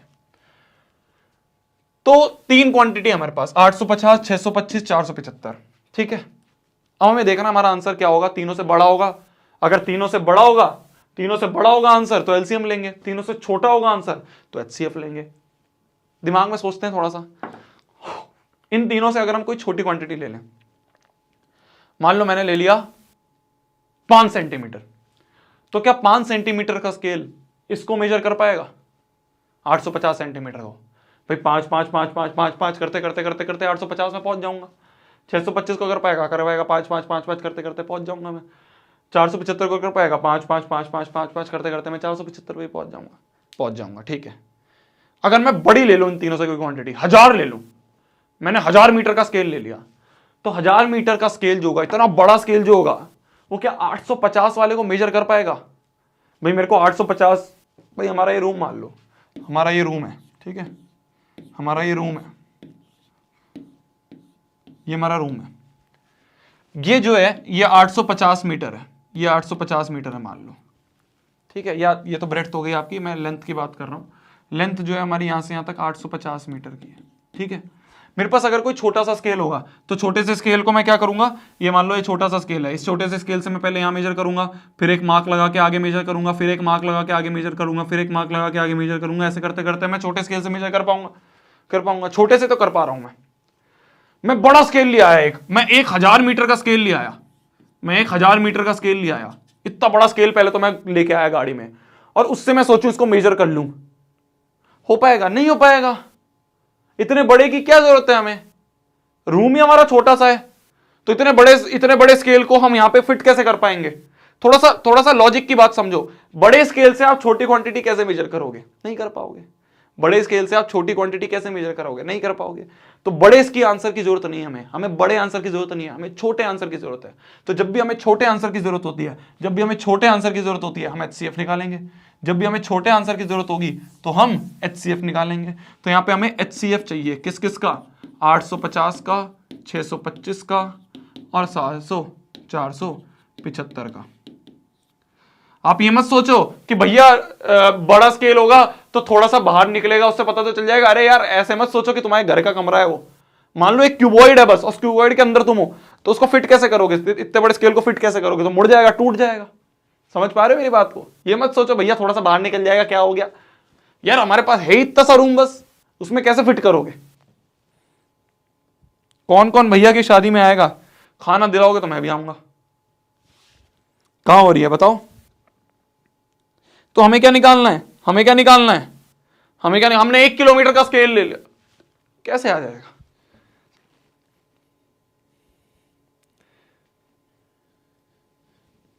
शोभित भैया बोर्ड एग्जाम के बाद इलेक्शन लड़ेंगे, अच्छा।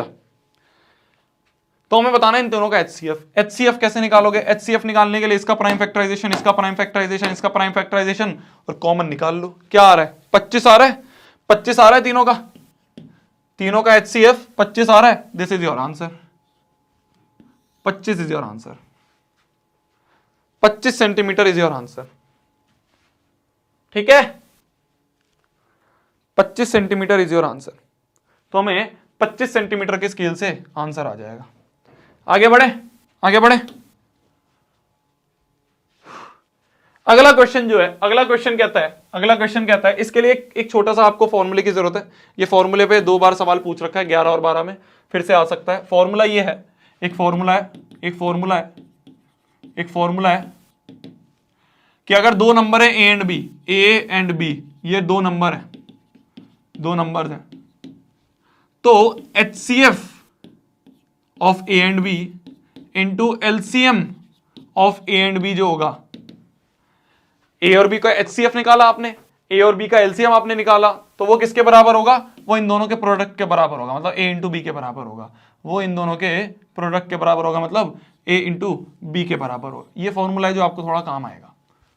ये एक फॉर्मूला है कि अगर ए और बी 2 नंबर हैं तो उनका HCF और उनके LCM को प्रोडक्ट करेंगे तो वो ए और बी के प्रोडक्ट के बराबर आएगा, ठीक है। अब ये सवाल को करो।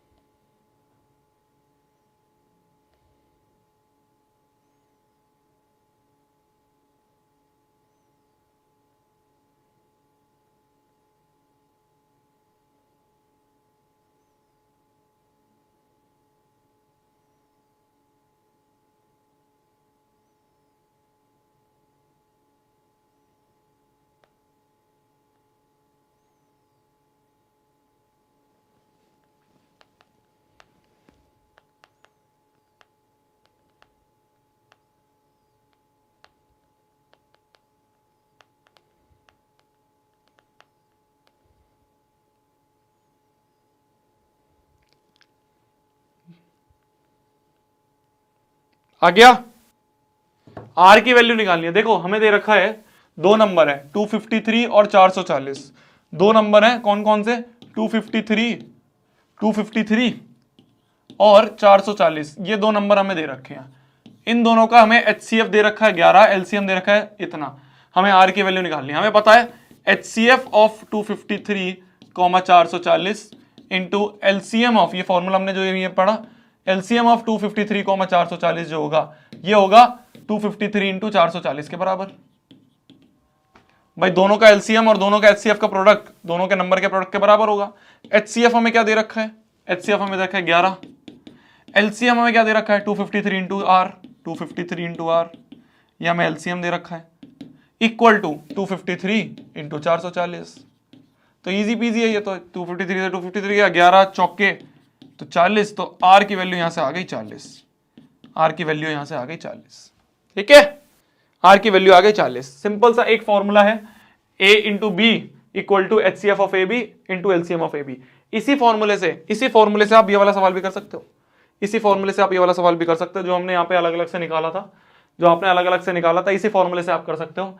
क्या, हमें LCM अपॉन HCF चाहिए, तो हमें पता है LCM इंटू HCF जो होता है वो A इंटू बी के बराबर होता है, वो A इंटू बी के बराबर होता है। तो हमें अपॉन में चाहिए, कैसे करोगे बताओ, A अपॉन बी कर दोगे यार, ऑब्वियस सी बात है, 4/2 हो जाएगा आंसर, 2/1 आ गया। ठीक है, तो आप ये फॉर्मूला भी समझ गए, आप ये फॉर्मूला भी समझ गए। एक ही स्लाइड दो बार आ गई, अरे वाह। तो इस स्लाइड को डिलीट कर देते हैं यहां से, इस स्लाइड को यहां से डिलीट कर देते हैं। अब हम आते हैं रेशनल और इरेशनल नंबर पे। 7.8 के अराउंड 9000 थे ना, तो यहां 2000 2200 बच्चों की भीड़ चली गई है, 2200 की भीड़ छट चुकी है। देखते हैं आखिरी तक कितने रहेंगे।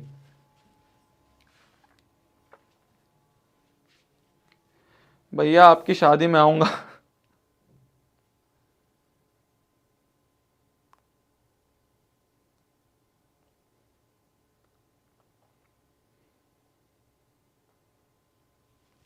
बहुत शैतान हो बेटा, बहुत शैतान हो, बहुत शैतान हो, बहुत शैतान हो, बहुत शैतान हो। अब आते हैं हम रेशनल और इरेशनल नंबर्स पे। ये आपका लास्ट टॉपिक है, ये आपका लास्ट टॉपिक है इस चैप्टर का, ये आपका लास्ट टॉपिक है इस चैप्टर का। ठीक है, दो टॉपिक हमने खत्म कर दिए, वर्ड प्रॉब्लम हमने खत्म कर दी, प्राइम फैक्टराइजेशन, HCF LCM हमने खत्म कर दिया। अब बचा है हमारा रेशनल और इरेशनल नंबर्स। इसके बारे में पढ़ते हैं, फिर हम आज के इस लेक्चर की समाप्ति करेंगे। तो देखो जी, रेशनल नंबर क्या होते हैं, ऐसे नंबर जिसको हम P अपॉन Q की फॉर्म में लिख दें, जहां पे P and Q does not have any common factor, इसे हम कहते हैं रेशनल नंबर्स। तो rational numbers are the numbers in the form of P upon Q, जिसमें P और Q के कोई और कॉमन फैक्टर नहीं होते। क्या बोल दिया आपने भैया, जैसे कि मान लो 7/6, ये एक रेशनल नंबर है, रेशनल नंबर है, P अपॉन Q के फॉर्म में है। और भैया आपने ये क्या लिखा, P and Q does not have any common factor, मतलब देखो अभी इसके बाद और नहीं कट सकते, अब ये इसके बाद और नहीं कर सकते। जैसे कि 14/12 है, मान लो 14/12 है, तो क्या ये रेशनल नंबर है? नहीं, अभी नहीं है ये रेशनल नंबर। इसमें इन दोनों के कॉमन फैक्टर्स अभी दिख रहे हैं हमें, 2 7 14, 2 6 12। तो अब जो 7/6 बन रहा है, अब ये रेशनल नंबर है। तो कोई भी कॉमन फैक्टर नहीं होना चाहिए, बिल्कुल लीस्ट वाला वर्जन होना चाहिए। सब कट पीट के जो वर्जन बन रहा है उसे हम क्या कहेंगे, उसे हम रेशनल नंबर कहेंगे, उसे हम रेशनल नंबर कहेंगे। तो P and Q does not have any common factor, ये वाला आपको चीज समझ में आ गई है ना। ये हमने रेशनल नंबर पढ़े। अब अगर हम बात करें इर्रेशनल नंबर की, इर्रेशनल नंबर क्या होते हैं? इर्रेशनल नंबर आपके ये √2, √5, √7, रूट ओवर ऑफ एनी, आप ये मान सकते हो प्राइम नंबर। ये हमारे क्या बनते हैं, √2 प्लस √3, ये बन गए √7 - 3, 4 प्लस ऐसे 4 √3 है ना, 4 प्लस √2, ये सारे क्या है हमारे, ये सारे हमारे इर्रेशनल नंबर बन गए। ठीक है, ये सारे हमारे इर्रेशनल नंबर बन गए। हमारे चैप्टर में क्या चीज है, हमारे चैप्टर में एक बहुत ही फेमस क्वेश्चन है, हमारे चैप्टर में एक बहुत ही फेमस क्वेश्चन है जो कि है प्रूफ ऑफ इर्रेशनैलिटी। जैसे कि प्रूव दैट √2 इज इर्रेशनल, हमें प्रूव करना है कि ये इर्रेशनल नंबर है, हमें प्रूव करना है कि ये एक इर्रेशनल नंबर है। अब इसका जो प्रूफ है, ये आपके एग्जाम में बहुत बार सीबीएसई ने पूछ रखा है, 2 नंबर में, 3 नंबर में पूछ रखा है, ठीक है। तो इसलिए अलग अलग तरीके हैं, कुछ टीचर्स कुछ तरीके से करवाते हैं, कुछ टीचर्स कुछ तरीके से करवाते हैं। मेरा जो तरीका है, जो मैं सब बच्चों को पढ़ाता हूं, वो मैं आपको यहां पे बताने वाला हूं। अगर आपके मास्टर ने किसी और तरीके से बताया, अगर आपको ऐसा लग रहा है कि ये तरीका थोड़ा बड़ा है, तो आप इससे मत करना, उससे करना, नंबर सबसे बराबर मिलते हैं। और अगर कोई ऐसा बच्चा है जिसको अभी तक नहीं पता क्या तरीका है, तो उसको मैं बता रहा हूं ना, उसको मैं बता रहा हूं, ठीक है, ठीक है। तो अब हम क्या करने वाले हैं, अब हम करने वाले हैं proof of irrationality. Proof of irrationality, ये हमारा अगला टॉपिक है। हमें प्रूफ करना है रूट 2 इज इर्रेशनल नंबर। कैसे प्रूफ करेंगे? This proof is done by contradiction, by contradiction. Contradiction से हम इस प्रूफ को कर रहेंगे। कॉन्ट्राडिक्शन मतलब हम मान लेंगे कि ये रेशनल है, हम पहले मान लेंगे कि ये एक रेशनल नंबर है, और फिर हम कहेंगे अरे रे रे रे हमसे गलती हो गई, हमसे गलती हो गई रे बाबा, गलती हो गई, इर्रेशनल ही है। इस तरह से हम इसको प्रूफ कर रहे होंगे। क्या बोला मैंने? हम मान लेंगे कि ये रेशनल है। Let root 2 is rational, let root 2 is rational, ठीक है। हमने मान लिया रूट 2 एक रेशनल नंबर है। अगर ये एक रेशनल नंबर है तो हम रूट 2 को p बाई क्यू की फॉर्म में लिख सकते हैं, जहां पे p and q, p by Q की फॉर्म में लिख सकते हैं, जहां पे p and q does not have any common factor, any common factor. यही तो हमने पीछे लिखा। हम इसको p बाई क्यू की फॉर्म में लिख सकते हैं, जहां पे p and q does not have any common factor, मतलब कि ये सबसे छोटे हैं, इसके बाद ये नहीं कटेंगे। तो हमने इसको p बाई क्यू की फॉर्म में लिख दिया रूट 2 को, ठीक है, लिख दिया। एक थ्योरम है छोटी सी, भाई इस पे आते हैं अपन, इस पे एक थ्योरम है छोटी सी, पहले वो बता लो। देखो, if p divides a square then p divides a also.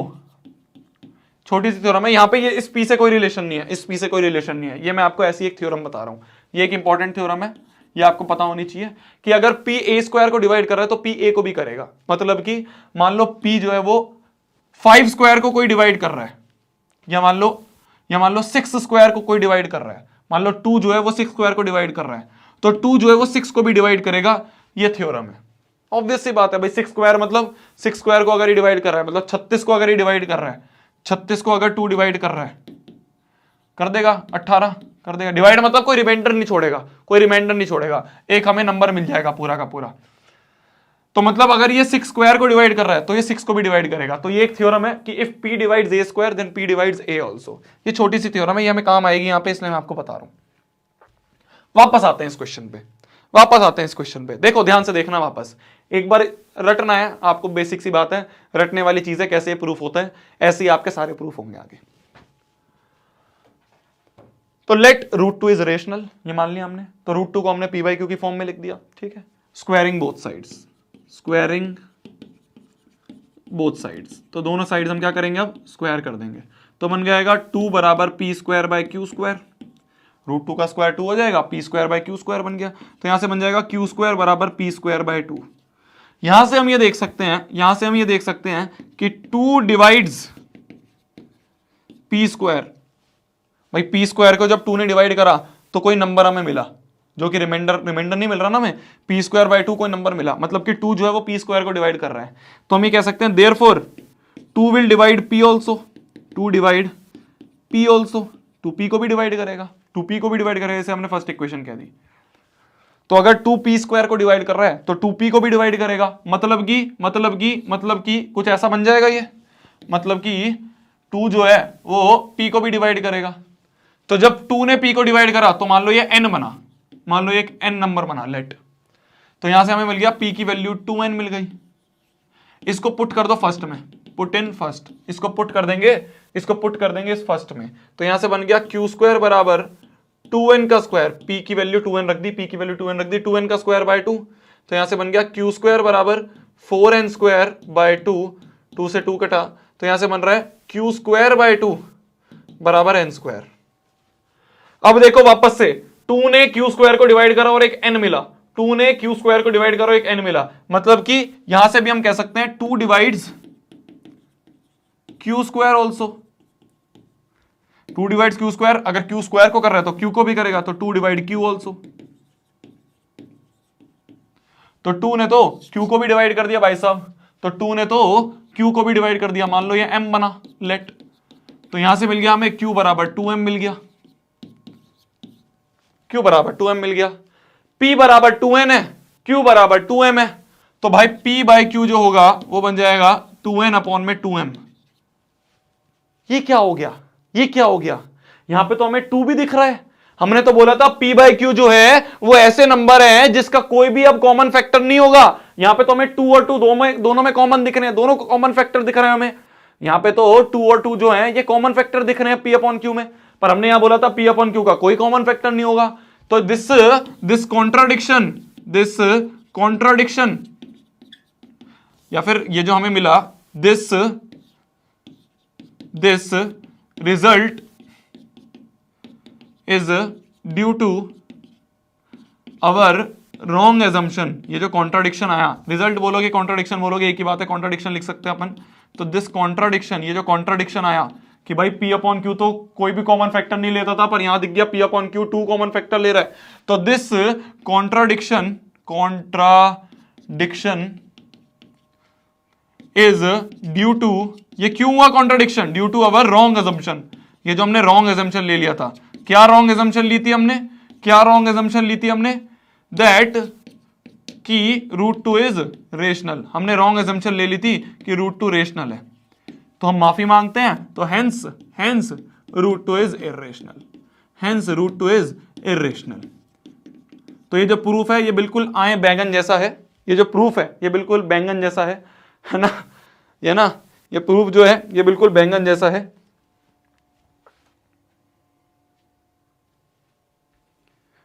अभी एक बार और करेंगे, हाँ एनसीईआरटी में अलग तरीका है, किसी टीचर अलग करवाते हैं, मेरे को पता है, हमारे मास्टर ने भी कुछ मास्टर्स ने अलग करवाया था, कुछ मास्टर ने अलग करवाया था, हमारे को ये पता था, हमें ये समझ में आ गया, हमने कहा ठीक है, तो जिसको जो समझ में आ गया, जिसको जो समझ में आ गया वो वैसे यूज कर लेगा, जिसको जो समझ में आ गया वो वैसे यूज कर लेगा। तो देखो स्टेप्स हैं, स्टेप्स समझो, स्टेप्स क्या है, मान लिया रूट 2 रेशनल है, अगर रेशनल है तो p अपॉन क्यू में होगा, स्क्वायर कर दिया, मेरे को मिल गया 2 बराबर P square by Q square, तो क्यू स्क्वायर इधर गया, 2 इधर गया, तो क्यू स्क्वायर बराबर पी स्क्वायर बाय 2 हो गया। तो जब मैं पी स्क्वायर को 2 से डिवाइड कर रहा हूं तो मेरे को एक क्यू स्क्वायर मिल रहा है, कोई रिमाइंडर नहीं मिल रहा, मतलब इसको कंप्लीटली डिवाइड कर रहा है, मतलब कि 2 जो है वो पी स्क्वायर को डिवाइड कर रहा है। और मैंने एक थ्योरम बताई कि अगर कोई ए स्क्वायर को डिवाइड कर रहा है तो ए को भी करेगा, मतलब कि 2 अगर पी स्क्वायर को कर रहा है तो 2 पी को भी करेगा, ठीक है। तो मैंने मान लिया जब 2 ने p को डिवाइड करा तो n आया कुछ, तो p बराबर 2n आया, ये 2n उठा के मैंने यहां पुट करा, जब मैंने यहां पुट करा, यहां पुट करते ही मैंने देखा q2 जो है वो q को भी डिवाइड कर रहा है, q square by 2 equal to n square आ रहा है, तो 2 ने तो भाई साहब यहां q स्क्वायर को भी डिवाइड कर दिया, मतलब 2 तो q को भी डिवाइड कर रहा है। तो मैंने कहा भाई q को जब 2 ने डिवाइड करा तो मान लो m आया, तो q की वैल्यू 2m आ गई, p आया 2n, q आया 2m, तो p अपॉन q आया 2n अपॉन 2m। यहां मैंने बोला था p और q के कोई कॉमन फैक्टर नहीं है, p और q जो है बिल्कुल कट पीट के आया है, और यहां मैं बोल रहा हूं यहां पे 2 अपॉन 2 दिख रहा है मेरे को कॉमन फैक्टर, दोनों में कॉमन फैक्टर 2 दिख रहा है मुझे। तो ये जो कॉन्ट्राडिक्शन हुआ, ये क्यों हुआ, क्योंकि हमने यहां पे गलत एजम्पशन ले ली थी कि ये एक रेशनल नंबर है, हमने यहां पे ये गलत एजम्पशन ले ली थी कि ये रेशनल है। तो हमने गलत एजम्पशन ली थी रेशनल है, तो क्या होगा भाई, एजम्पशन गलत हो गई, हमसे माफी हो गई, माफ कर दो, रेशनल है, इर्रेशनल है, ठीक है, हो गया जी, बैंगन समझ में आ गई, आए बैंगन, ठीक है। तो रूट 2 इज इर्रेशनल, ये हमने प्रूव कर दिया। एक और करें, प्रूव दैट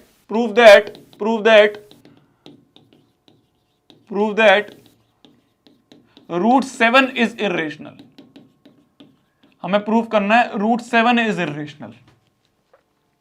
तो हमें रूट 7 को इर्रेशनल प्रूव करना है, कैसे करेंगे, 7100 बच्चे, 3000 की भीड़ छट गई, तो prove that root 7 is irrational. कैसे करेंगे देखो, कैसे करेंगे देखो, मान लेंगे रूट 7 जो है वो रेशनल है, मान लेंगे रेशनल है, अगर रेशनल है तो रूट 7 को मैं लिख दूंगा p अपॉन क्यू, जहां पे p and q does not have common factors, जहां पे p और q के कोई भी कॉमन फैक्टर्स नहीं होंगे, ठीक है। स्क्वायरिंग बोथ साइड्स कर दूंगा मैं, स्क्वायरिंग बोथ साइड्स कर दूंगा मैं, तो यहां से बन गया 7 बराबर P square by Q square. Q इधर है गया, 7 इधर आ गया, तो क्यू स्क्वायर बराबर आ गया पी स्क्वायर बाय 7। यहां से मैंने देखा कि 7 डिवाइड्स पी स्क्वायर। अगर 7 पी स्क्वायर को कर रहा है तो 7 will divide P also, 7 will divide P also. तो मतलब 7 ने p को डिवाइड करा, जब 7 ने, तो मैंने मान लिया n आया, n आ रहा है, तो p बराबर आ गया 7n। ये p बराबर 7n मैं यहां पे फर्स्ट में पुट करूंगा, तो पुट इन फर्स्ट,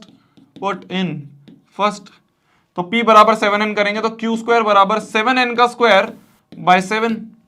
तो यहां से बन रहा है q square equal to 49n square by 7। तो 7 7 जा 49, तो q स्क्वायर बाय 7, ये 7 इधर आएगा, इक्वल टू n स्क्वायर बन रहा है। यहां से हमने देखा कि 7 डिवाइड q स्क्वायर, भाई 7 ने q स्क्वायर को भी डिवाइड कर दिया, therefore 7 divide q also, 7 divide q also. तो 7 ने तो भाई साहब q को भी डिवाइड कर दिया, तो 7 ने q को डिवाइड करा, तो ये मान लो m है, तो q बराबर आ गया 7m। अब मैं अगर p अपॉन q करूं तो बन रहा है 7n अपॉन में 7m।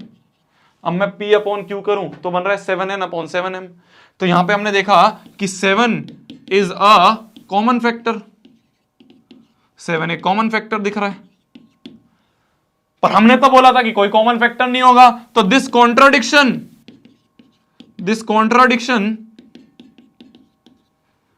Is due to our wrong assumption.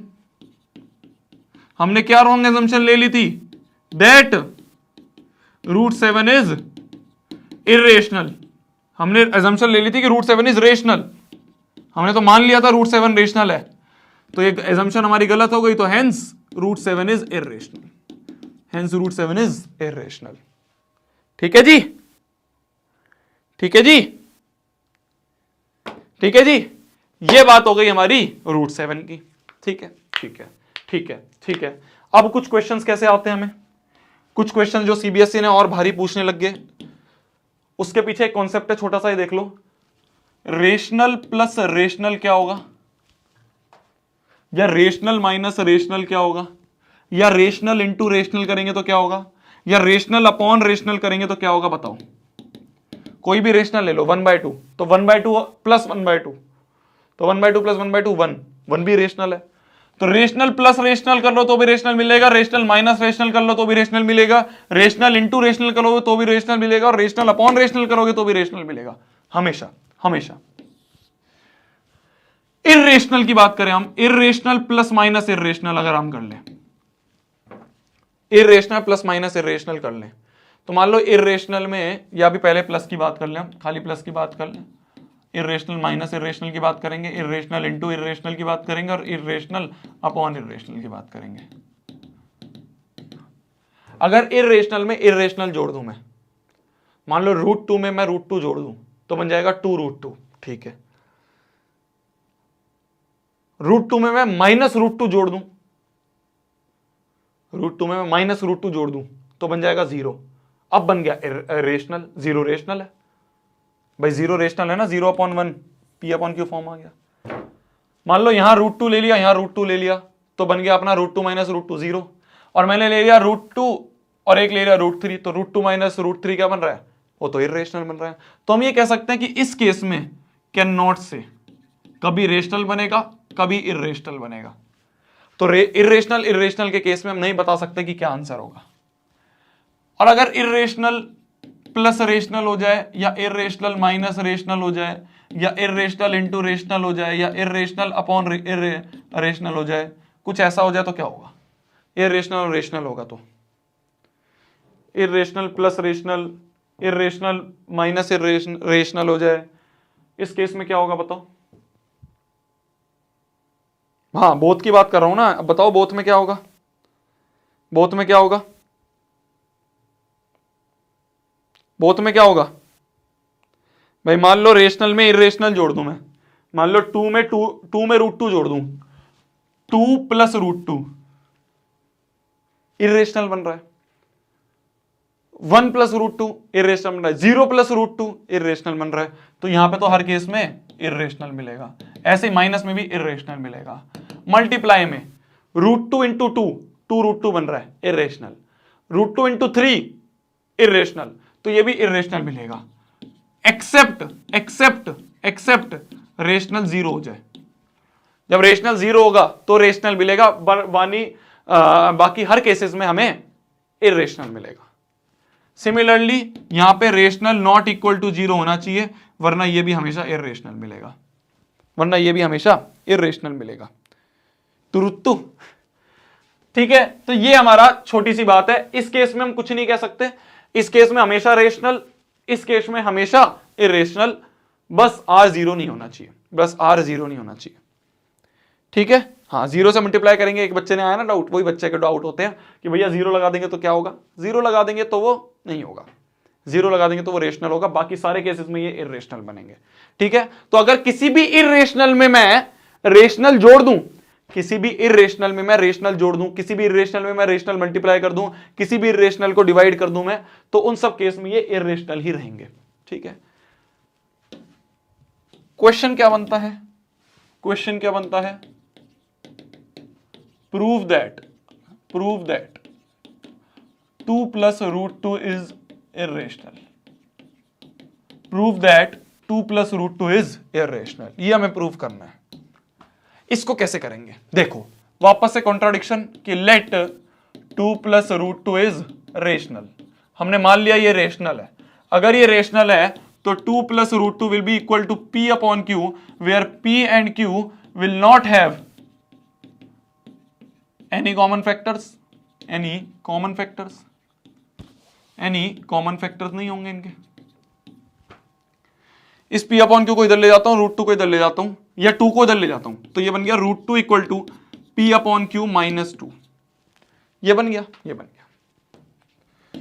अगर मैं राइट हैंड साइड को देखूं तो P अपॉन Q है, रेशनल है, माइनस ये भी रेशनल है, और रेशनल में अगर मैं रेशनल माइनस करूंगा, तो रेशनल ही मिलेगा। तो ये वाली साइड तो मेरे को रेशनल मिल रही है भाई, राइट हैंड साइड तो मेरे को रेशनल मिल रही है। और अभी थोड़ी देर पहले मैंने ये प्रूव करा कि ये इरेशनल है। अभी थोड़ी देर पहले मैंने ये root two equal to root two is irrational, ये मैंने प्रूव करा। रूट टू इज इरेशनल, ये मैंने प्रूव करा। तो मेरी जो LHS है, ये LHS जो है ये मेरे को इरेशनल मिल रही है। आपको डायरेक्ट ऐसे नहीं लिखना एग्जाम में कि ये इरेशनल मिल रहा है, आपको प्रूव करना है। नाउ चेकिंग रूट टू, ऐसे करके आप आगे लिखोगे ऐसे कि चेकिंग रूट टू करके आप आगे ऐसे लिखोगे। यहां पे लिखोगे आप चेकिंग अबाउट रूट टू। फिर आप रूट टू का कैसे चेक करोगे, रूट टू का ऐसे चेक करोगे जैसे आपने यहां पे चेक करा, ये ऐसे करके आप पूरा चेक करोगे। तो ऐसे चेक करने के बाद आप कहोगे कि भाई रूट टू जो है वो इरेशनल है। RHS रेशनल, LHS इरेशनल, दोनों इक्वल कैसे हो सकते हैं? LHS can not be equal to RHS। भाई LHS जो है वो हमारा इरेशनल है, RHS जो है वो हमारा रेशनल है। Both can not be equal, तो बोथ इक्वल नहीं हो सकते, पर यहां पे तो इक्वल दिख रहे हैं। तो ये इक्वल क्यों दिख रहे हैं? दिस कॉन्ट्राडिक्शन, ये जो इक्वल हमें दिख रहे हैं, ये जो कॉन्ट्राडिक्शन हमें मिली है, this contradiction is due to our wrong assumption. तो हमने जो रॉन्ग एजम्पशन ली, क्या रॉन्ग एजम्पशन ली हमने क्या रॉन्ग एजम्पशन ले ली? ये कि 2 प्लस रूट 2 इज इरेशनल। ये हमने गलत एजम्पशन ले ली कि ये रेशनल है। हमने गलत एजम्पन ले ली कि ये रेशनल है, तो हमने गलत ली थी, तो अब हम माफी मांग रहे हैं। तो hence 2 plus root 2 is irrational, hence 2 plus root 2 is irrational. क्या मेरी बात समझ में आई? क्या मेरी बात समझ में आई? क्या मेरी बात समझ में आई? भैया पहले रूट 2 को इरेशनल प्रूफ करना पड़ेगा, बिल्कुल करना पड़ेगा, क्योंकि एग्जाम में कोई लिखोगे कि हमने तो अपनी कॉपी में रूट 2 को इरेशनल प्रूफ कर दिया था, वो कहेगा तुम्हारी कॉपी का मेरे को क्या लेना देना, तुम अभी प्रूफ करके बताओ। तो तुम इस स्टेप के बाद चेक करोगे अबाउट रूट 2। कैसे चेक करोगे? वो पूरा √2 को भी इरेशनल मानोगे, P अपॉन Q में लिखोगे पूरा स्क्वायर वायर करके, एंड में आप बताओगे कि √2 जो है वो इरेशनल आ रहा है, पूरा बीच में आप वही लिखोगे जो अभी हमने पीछे प्रूफ करा। तो आपने पूरा यहां पे प्रूफ लिखा, होल प्रूफ यहां पे लिख दो, मैं लिख रहा हूं यहां पे राइट कंप्लीट प्रूफ। तो यहां पे आप कंप्लीट प्रूफ लिखोगे, कंप्लीट प्रूफ करने के बाद आप कहोगे √2 तो इरेशनल है। तो आप अब कहोगे कि LHS इरेशनल बन रहा है, RHS रेशनल बन रहा है, तो ये तो गलत हो गया भाई, दोनों इक्वल नहीं हो सकते। तो ये कॉन्ट्रडिक्शन क्यों आया? क्योंकि हमने यहां पे इसको रेशनल मान लिया था, क्योंकि हमने यहां पे इसको रेशनल बना लिया था। ठीक है, ठीक है, ठीक है, ठीक है। इस तरह से आप इसको प्रूफ करोगे। सिमिलरली अगर आपको इस तरह से आ जाए, सिमिलरली अगर आपको इस तरह से आ जाए कि सिमिलरली आपको इस तरह से आ जाए कि प्रूव दैट 4√5 इज इरेशनल, या हमें प्रूव करना है 4√5 इज इरेशनल, तो हम कैसे प्रूव करेंगे? सिंपल है, कॉन्ट्रडिक्शन, कि लेट 4√5, जब भी आपको ये प्रूव करना होगा सिंपल सी बात है, कॉन्ट्रडिक्शन मानोगे, मान लेंगे कि ये रेशनल है। अगर ये रेशनल है तो 4√5 को आप लिख दोगे P अपॉन Q। तो आपने क्या करा, P अपॉन Q, तो ये √5 इधर का इधर ही रहने दिया और 4 इधर ले गए, तो P बाई Q इंटू 1/4, ये ऐसे बन गया। यहां पे ये रेशनल, तो दोनों रेशनल इंटू रेशनल, ये रेशनल होगा, रेशनल इंटू रेशनल होगा। पर ये जो है ये आप यहां पे प्रूफ करोगे, यहां पे आप प्रूफ करोगे, right proof that it is irrational, ये यहां पे प्रूफ कर दोगे। आप कैसे प्रूफ करोगे? बिल्कुल वैसे ही कि इसको मान लोगे ये मेल रेशनल है, equal to P/Q squaring both sides करके आप बता दोगे कि √5 क्या है, इरेशनल है। तो अब आप कह दोगे कि भाई साहब RHS जो है वो तो हमारा रेशनल बन रहा है और LHS जो है वो हमारा इरेशनल बन रहा है। RHS तो रेशनल बन रहा है, LHS इरेशनल बन रहा है, तो ये can not be equal, both can not be equal, और दोनों को हमने यहां पे इक्वल का साइन लगा दिया, तो both can not be equal, both can not be equal, तो इक्वल नहीं हो सकते। तो ये जो कॉन्ट्राडिक्शन हुई, वापस वही लाइन लिखोगे कि this contradiction is due to, वापस एक ही लाइन लिख रहा हूं मैं, भाई साहब रट गई मेरे को, due to our wrong assumption. हमने क्या रॉन्ग एजम्पशन ले ली थी? That 4√5 is rational. हमने एजम्पशन ले ली थी कि 4√5 जो है इज रेशनल, हमने गलत ले लिया तो माफ कर दो जी, हेंस 4√5 इज इरेशनल। इसी के साथ आपका आज का समाप्त होता है चैप्टर 6.4 के जो हैं बच्चे हमारे साथ आज लास्ट तक बने रहे। शुरुआत हमने करी थी 9000 पे, अराउंड 2600 बच्चों ने अपना दम तोड़ा, 2600 बच्चों ने बीच में धराशायी हुए, 6400 बच्चे एंड तक रुके रहे। Thank you so much. अगर आप सभी ने आज की क्लास को यहां तक एंजॉय करा, आज की क्लास को यहां तक देखा, अब हम मिलेंगे कल की क्लास में। कल हम कर रहे होंगे कौन सा चैप्टर, कौन सा लिखा है जी टाइम टेबल में? कल हम कर रहे होंगे पॉलिनोमियल्स, एक और निहायत ही आसान चैप्टर। ये सारे चैप्टर आपको इसलिए आसान लग रहे हैं क्योंकि आपने भारी भारी चैप्टर शुरू में कंप्लीट कर लिए। आपने triangles, trigonometry, area related circles, surface area, volume, coordinate geometry, ये सारे भारी भारी चैप्टर आपने शुरू में कंप्लीट कर लिए। तो आपको ये वाले चैप्टर निहायत लल्लू चैप्टर लगेंगे क्योंकि इसमें कोई दिमाग लग रहा ही नहीं है। इसमें तो डायरेक्ट बस लिखते रहो, प्रूफ करते रहो, आंसर पालो। और आपको आसान इसलिए भी लग रहा है क्योंकि शोभित भैया ने एक छोटी सी यहाँ पे ट्रिक आपको बता दी। वो ट्रिक ये थी कि अगर आपको आंसर बड़ा निकालना है तो आपको एलसीएम यूज करना पड़ेगा, आपको आंसर छोटा निकालना है तो एचसीएफ यूज करना पड़ेगा। इसे करते ही आपके सारे सवाल बहुत अच्छे से सॉल्व हो रहे हैं। तो आपके सारे सवाल अगर सॉल्व हो रहे हैं तो आप इसके बाद अब छोटा सा होमवर्क करोगे। आपका होमवर्क आप सभी को पता होता है क्या होता है, पर मैं फिर से इसलिए लिखता हूं जिससे कि आपको रिमाइंड हो जाए। सबसे पहला काम आपका होता है कि आपको रिवाइज करने हैं ये सारे नोट्स रिवाइज करते ही आपका दूसरा काम जो होता है वो होता है कि आप पूरी एनसीईआरटी कर लो। एनसीईआरटी करने के बाद आपका तीसरा काम होता है कि आप सारे के सारे प्रीवियस ईयर क्वेश्चंस कर लो। प्रीवियस ईयर क्वेश्चन अगर किसी बच्चे को अभी तक भी नहीं पता कहां मिलेंगे तो वो आके हमारे टेलीग्राम चैनल पे देख सकता है। कोई अगर बच्चा पूछे कि भैया टेलीग्राम चैनल कहां पे है तो उस बच्चे को कह देना कि बेटा एक बार बस डिस्क्रिप्शन चेक कर ले, तो डिस्क्रिप्शन में उसे टेलीग्राम चैनल का भी लिंक मिल जाएगा। टेलीग्राम चैनल के लिंक पे वो डिस्क्रिप्शन में जाएगा, टेलीग्राम चैनल पे जाते ही उसको प्रीवियस ईयर क्वेश्चन मिल जाएंगे, प्रीवियस ईयर क्वेश्चंस वो कर लेगा, उसका पहला चैप्टर कंप्लीट हो जाएगा, उसके पहले चैप्टर से कोई सवाल नहीं रुकेगा, और उसका जो एम है कि वो इस साल 100/100 लेके आ जाए मैथ्स के एग्जाम में, वो एम वो यहां से कंप्लीट कर पाएगा। बोलो जय सिया राम। ये हमारे आज के प्रवचन हो गए कंप्लीट, ये हमारे आज के प्रवचन हो गए complete. Thank you so much, thank you so much. मिलते हैं अगले चैप्टर में। इजी पीजी चैप्टर आज हमने कंप्लीट करा, बहुत मजा आया इस चैप्टर को करने में, आपको भी शायद मजा आया होगा, आपको थोड़ा बोर भी लगा होगा, मेरे को पता है, क्योंकि बहुत ही बोर ये चैप्टर है, बट क्या कर सकते हैं, करना तो पड़ेगा, सीबीएसई ने डाला है। बस कितने बढ़िया भाई, 2 घंटे से ऊपर की आज भी क्लास हो गई। मिलते हैं कल वाली क्लास में, कल भी 9 बजे इसी समय पे आते हैं हम पॉलिनोमियल्स को समाप्त करने। पॉलिनोमियल्स करेंगे, फिर पेयर ऑफ लीनियर इक्वेशन करेंगे, फिर क्वाड्रेटिक इक्वेशन करेंगे, फिर एपी करेंगे, फिर स्टैटिस्टिक्स करेंगे, प्रोबेबिलिटी करेंगे, और मिलेंगे कल वाली क्लास में। Bye bye, good night. तब तक के लिए वही पढ़ना है, फोड़ना है, कहर मचा देना है, आग लगा देनी है। टाटा, गुड नाइट, खाना खा लो, आप भी, मैं भी खाऊंगा। Bye bye bye bye bye bye bye bye bye bye bye bye bye bye. Triangles की ट्रिक बता दो भैया। ट्रायंगल्स की ट्रिक जो है वो ये है कि आपको शोभित भैया का लेक्चर नंबर 2 जो आपके इसी चैनल पे है, डे नंबर 2 में ट्रायंगल्स आपको दिख जाएगा। उस ट्रायंगल्स को आप देख लोगे, आपको सारे सवाल समझ में आ जाएंगे, आप पूरी एनसीईआरटी कर लोगे, आपके एनसीईआरटी से ट्रायंगल और प्रीवियस से ट्रायंगल कंप्लीट हो जाएगा। Bye bye bye bye bye, good night, bye.